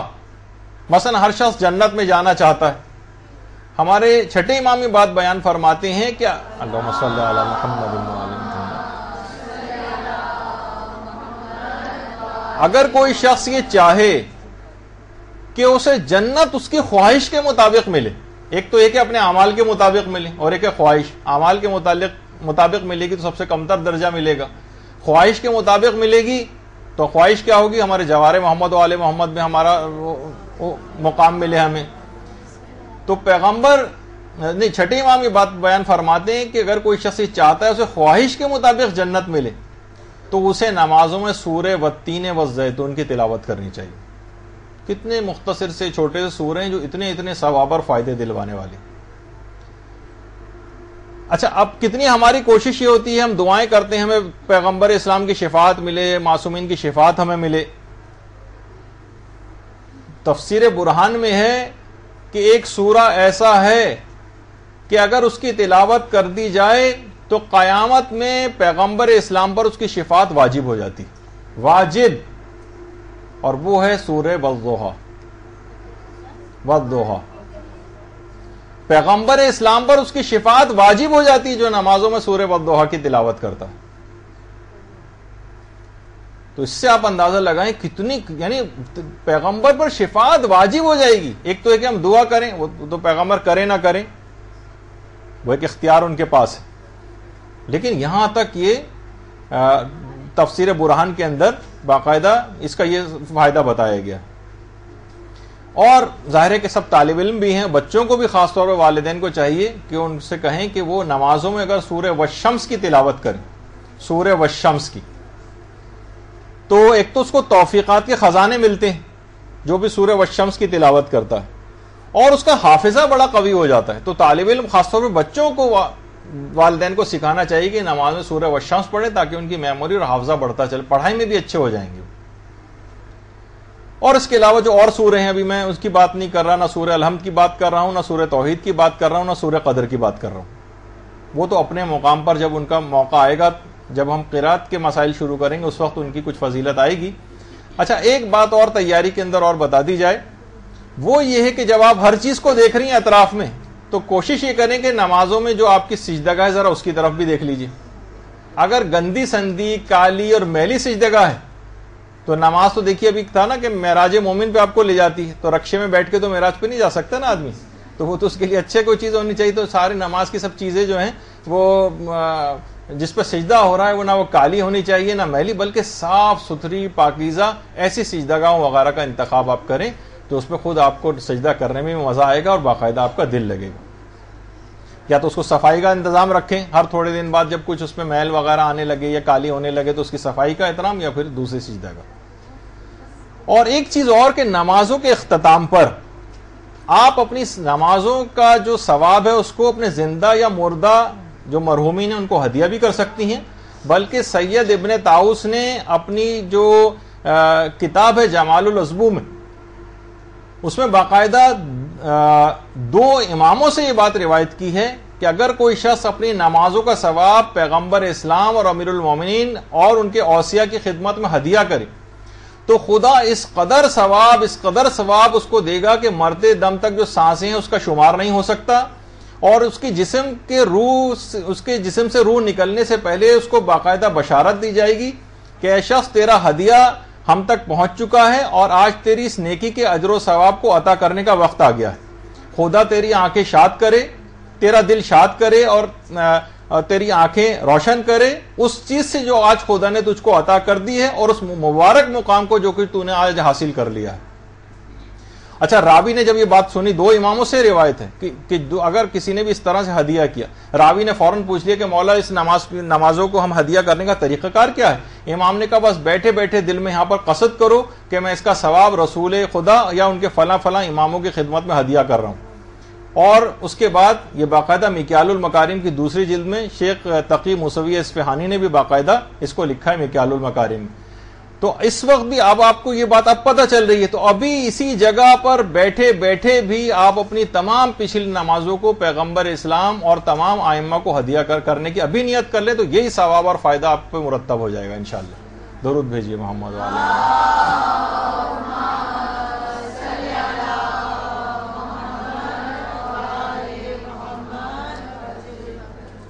اگرچہ ایک بات اور بہت اہم آج رہ گئی، لیکن کیا کریں کہ وقت بہرحال ختم ہو گیا ہے،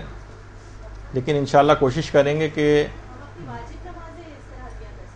جی ہاں واجب نمازوں کو بھی ہدیہ کیا جا سکتا ہے.